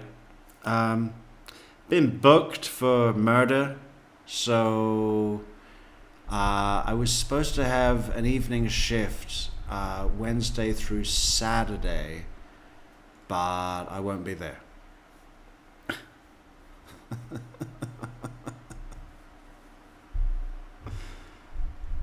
Something's come up. Work. I don't know. I need to go see. The procedures are different here in California than they are in Arizona. I'm used to the procedures in Arizona. So I'm getting help from this county and the deputies here, and they're assisting me. So I need to get with them and find out how long it's going to take. This is a really trivial question, and it's going to reveal how shallow I am. But before they book me, can I clean myself up a little bit? You're going to be taken the way you are. I can't give you anything else. How soon? I don't know. Like 5 minutes? 2 I would hours? say within an hour. Okay, it could be 5 minutes, it could be 50 minutes. I need to go talk to my associates here. And if at any time you feel like you need to tell me something, you just go ahead and approach me. Okay. Can I use the bathroom? Yeah, I'll get someone to come take you. You know, I'm not like violent and we're gonna run. It's Wairika. So, I mean, do I have to go in handcuffs everywhere? That's just procedure. Whether you wrote a bad check or you're facing murder charges, you're gonna go in handcuffs. That's just the way it is. Okay? We don't take different precautions for different people. It's the same for everybody. So I'm sorry. And who do I ask when I can start making a phone call or two? Once you get booked into the jail. Do you know how many I get? If it's like ours, they give you a phone and you can make as many collect calls as you want. Oh. Okay. Okay? Let me see if there's somebody to take you to the restroom. Michelle's losing it. She's like, can I put some makeup on, you trivial, shallow, murdering bitch? Go, Michelle. It's not too urgent, but like maybe within the next 10 minutes I really will need to go. So should we count the special requests there? Right, you're taking me to be booked. So, what was the first one?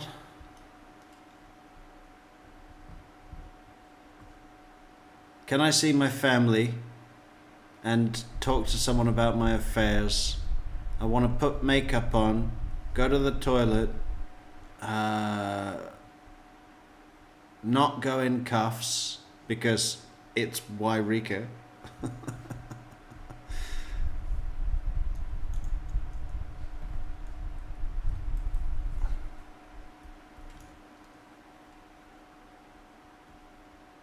I think Wairika is like one of those places where they said there was gold, so everyone went and they built a town, but there was no gold, so it's a shithole.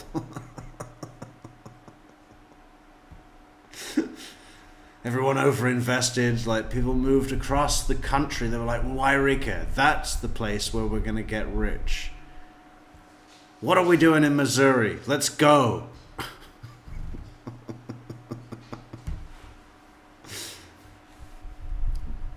Yeah, I think they were all lying about that. You know, it's like, yeah, okay, we need to build an Oregon Trail. So let's get some fucking wagons and tell all these morons that there is gold in Wairika, and they'll get all the buffalo out of the way for us, so we can build our railroad.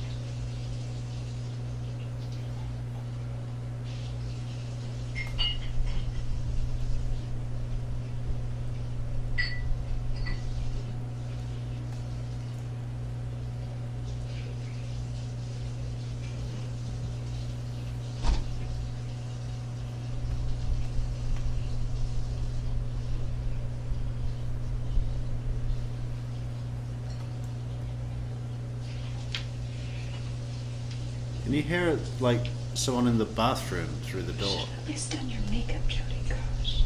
You should have at least done your makeup, Jodi. Gosh.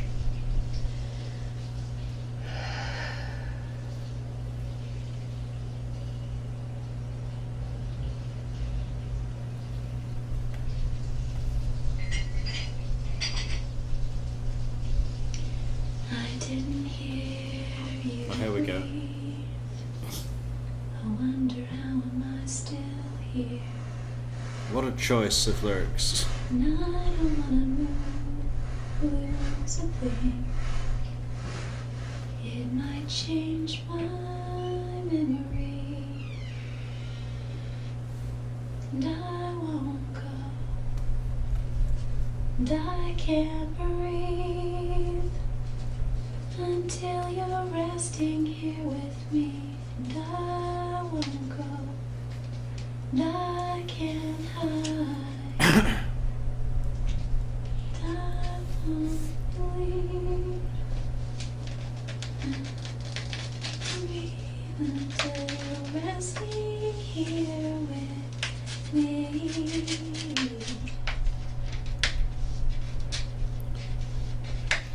Yeah. What do you mean you're taking her to Cancun? I didn't hear you breathe.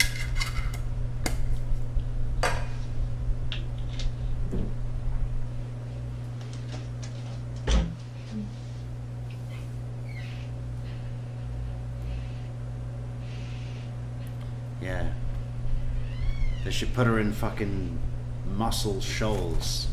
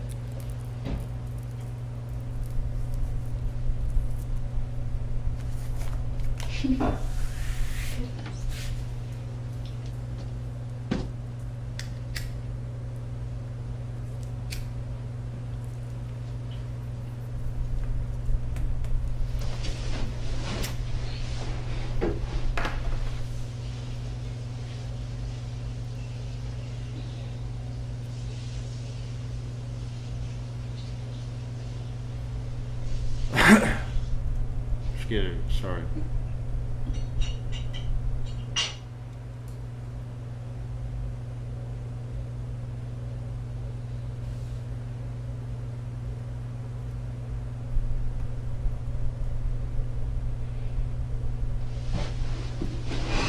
Handstand. Look at her go. Look at those man-sized feet, Michelle.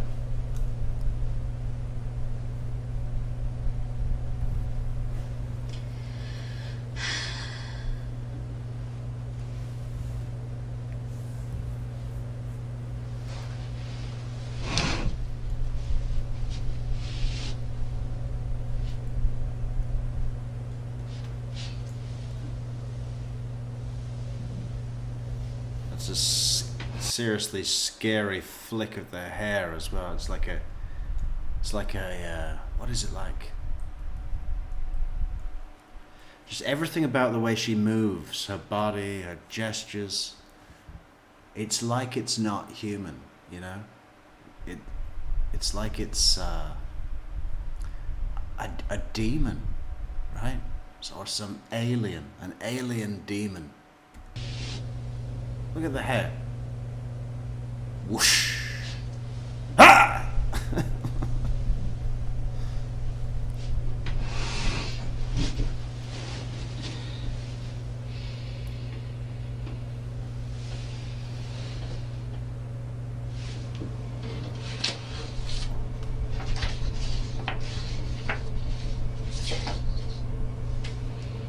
She's so nosy.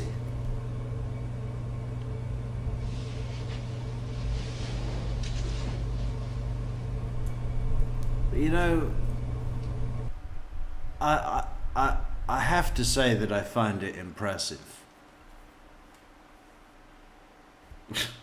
You know?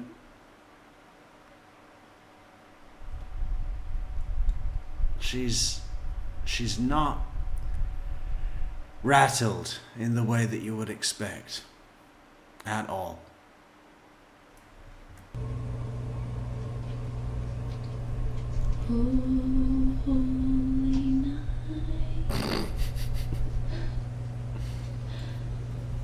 The stars are bright and shining. Brightly shining. This is the day of our dear Savior's birth.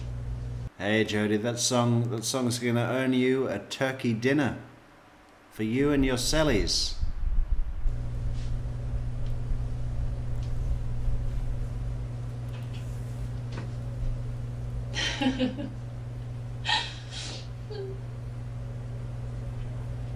Whoa. I think that laugh was just like, okay, this is my new shit. This is my new shit. How did we get here? Travis was taking Mimi to Cancun. I didn't like that. And now we're here. And he is nowhere.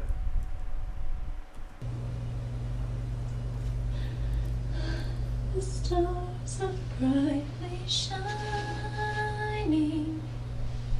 This is the day of our dear Savior's birth.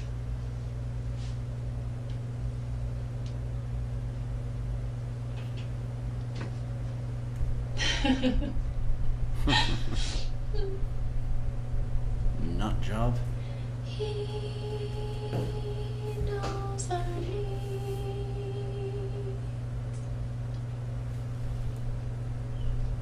In the angel voices,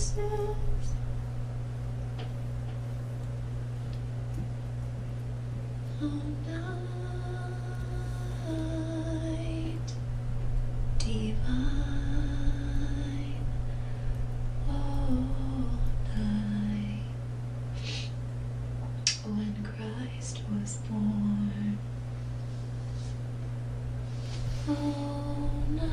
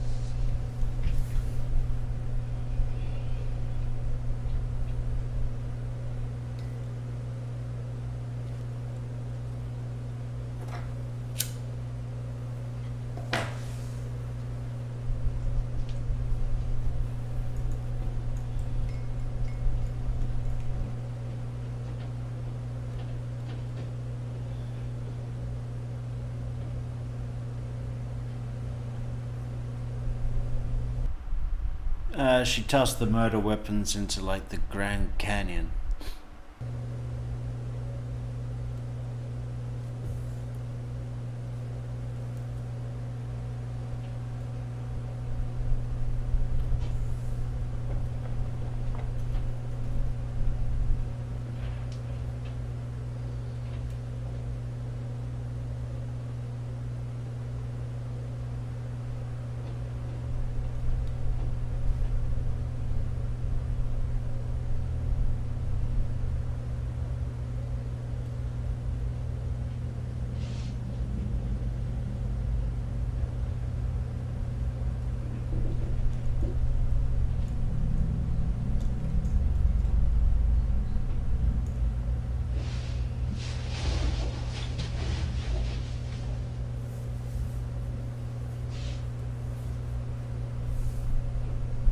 Yeah, she brought them with her to her house. The gun she used, she staged a break-in burglary at her grandparents' house, and the gun was one of the items that was reported as stolen. Of course, her laptop and her $20 bill were all safely tucked away during the robbery. And there was like a load of other guns, long guns, that they didn't take.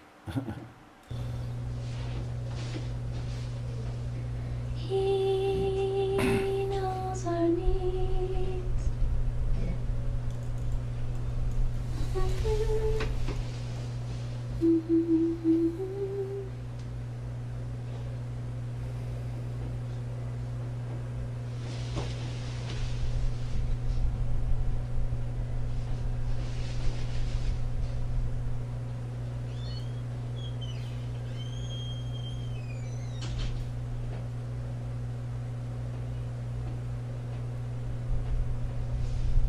Are they going to leave us with an empty interrogation room when she gets taken out? I love that. There's so much tension in an empty room.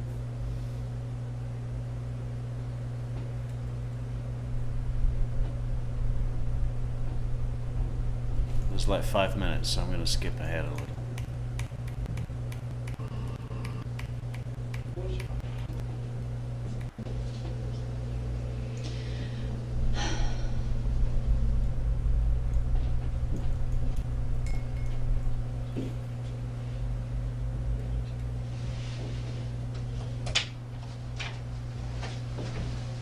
Here's your shoes. Why don't you go ahead and put those on?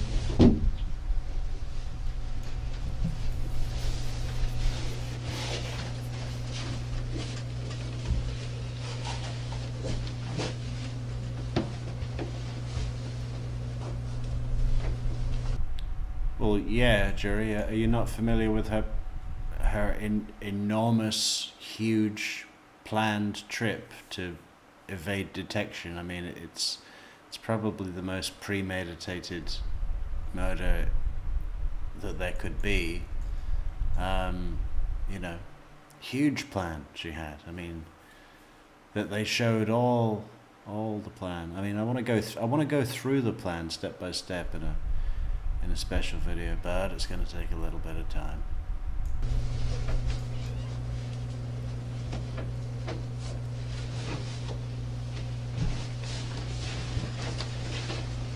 Go ahead and stop right there and just turn around. Even that, she's walking out to be cuffed, taken to jail. Look at the confidence.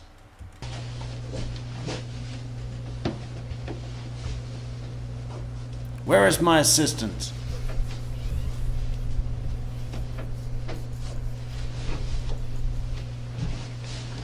I said I wanted English mustard on my bagel. Poppy seed bagel. Think you can handle that? Go ahead and stop right there and just turn around. Your hands behind your back. I like the thick cut marmalade. Okay?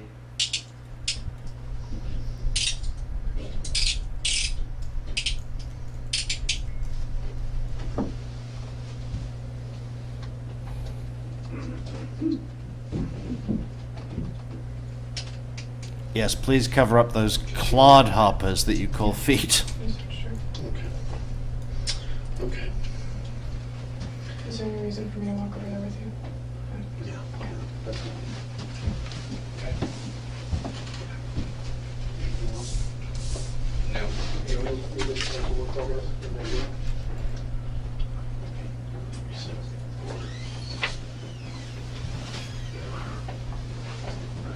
Hey, Ron.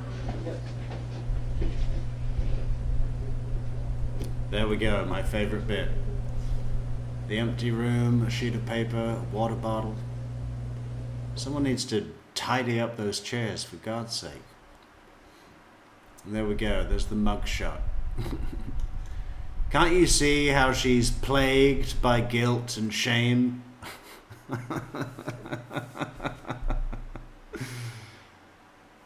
Oh my God.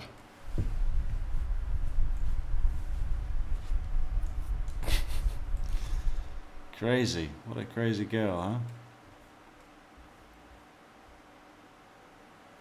Right, well, I was hoping to do a little bit of the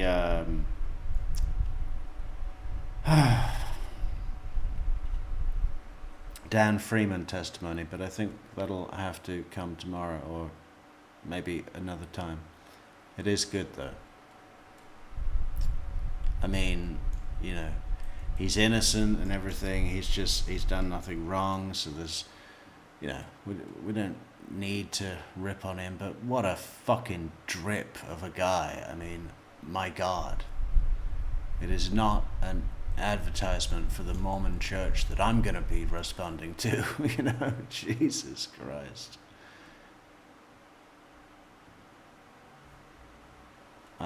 Okay, well, I guess that's pretty close to 4 hours, so as good a place as any to end. We're gonna go. We're gonna be back tomorrow with probably stay with Jodi for a little bit while I'm doing all these other things. You guys don't even know, you know. We do about 14 hours work on the productions that we've got coming out, and then do a live, and then sleep, and then do the same thing all again tomorrow. Every fucking day. It's long, man. It's long. I need an assistant. I need a fucking poppy seed bagel with English mustard, please. Anybody want to move to Portugal? I got this apartment. We could turn it into an office. You know, that'd be great. I just need someone standing next to a whiteboard that's willing to write down everything I say and then type it out on a really nice to-do list. I probably need more than that. That's kind of secretarial. I want someone to be involved. I want development ideas. Well, I've got a lot of ideas. I need someone to help me make them happen, because it's a lot of work. Anyway, it's what we do. It's what we do. We signed up for it. We got to get it done.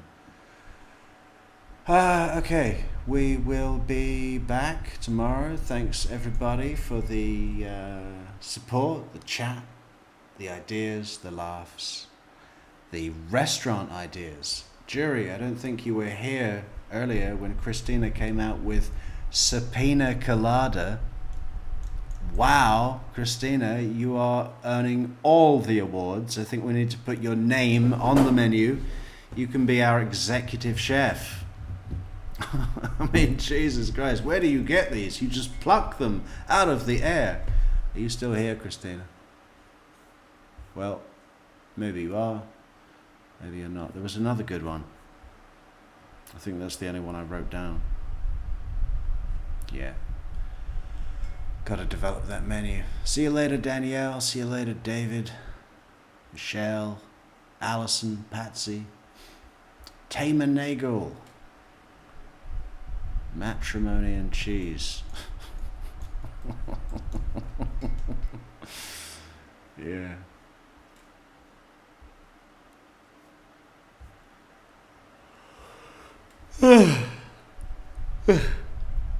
All right. Adios. See you later, guys.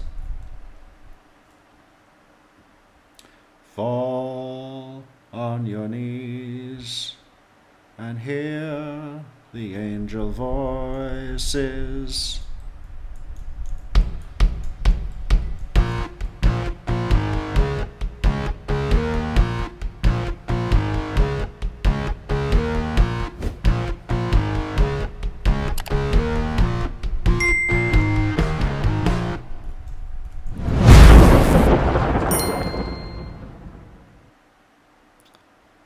Yes, of course, Michelle. Case and Chief Burger was very good also. If anyone has any more ideas for the menu, the Justice menu for our side bar, let us know on Discord. Links to Discord in the description with all sorts of other good Metrix stuff too. Alright, adios.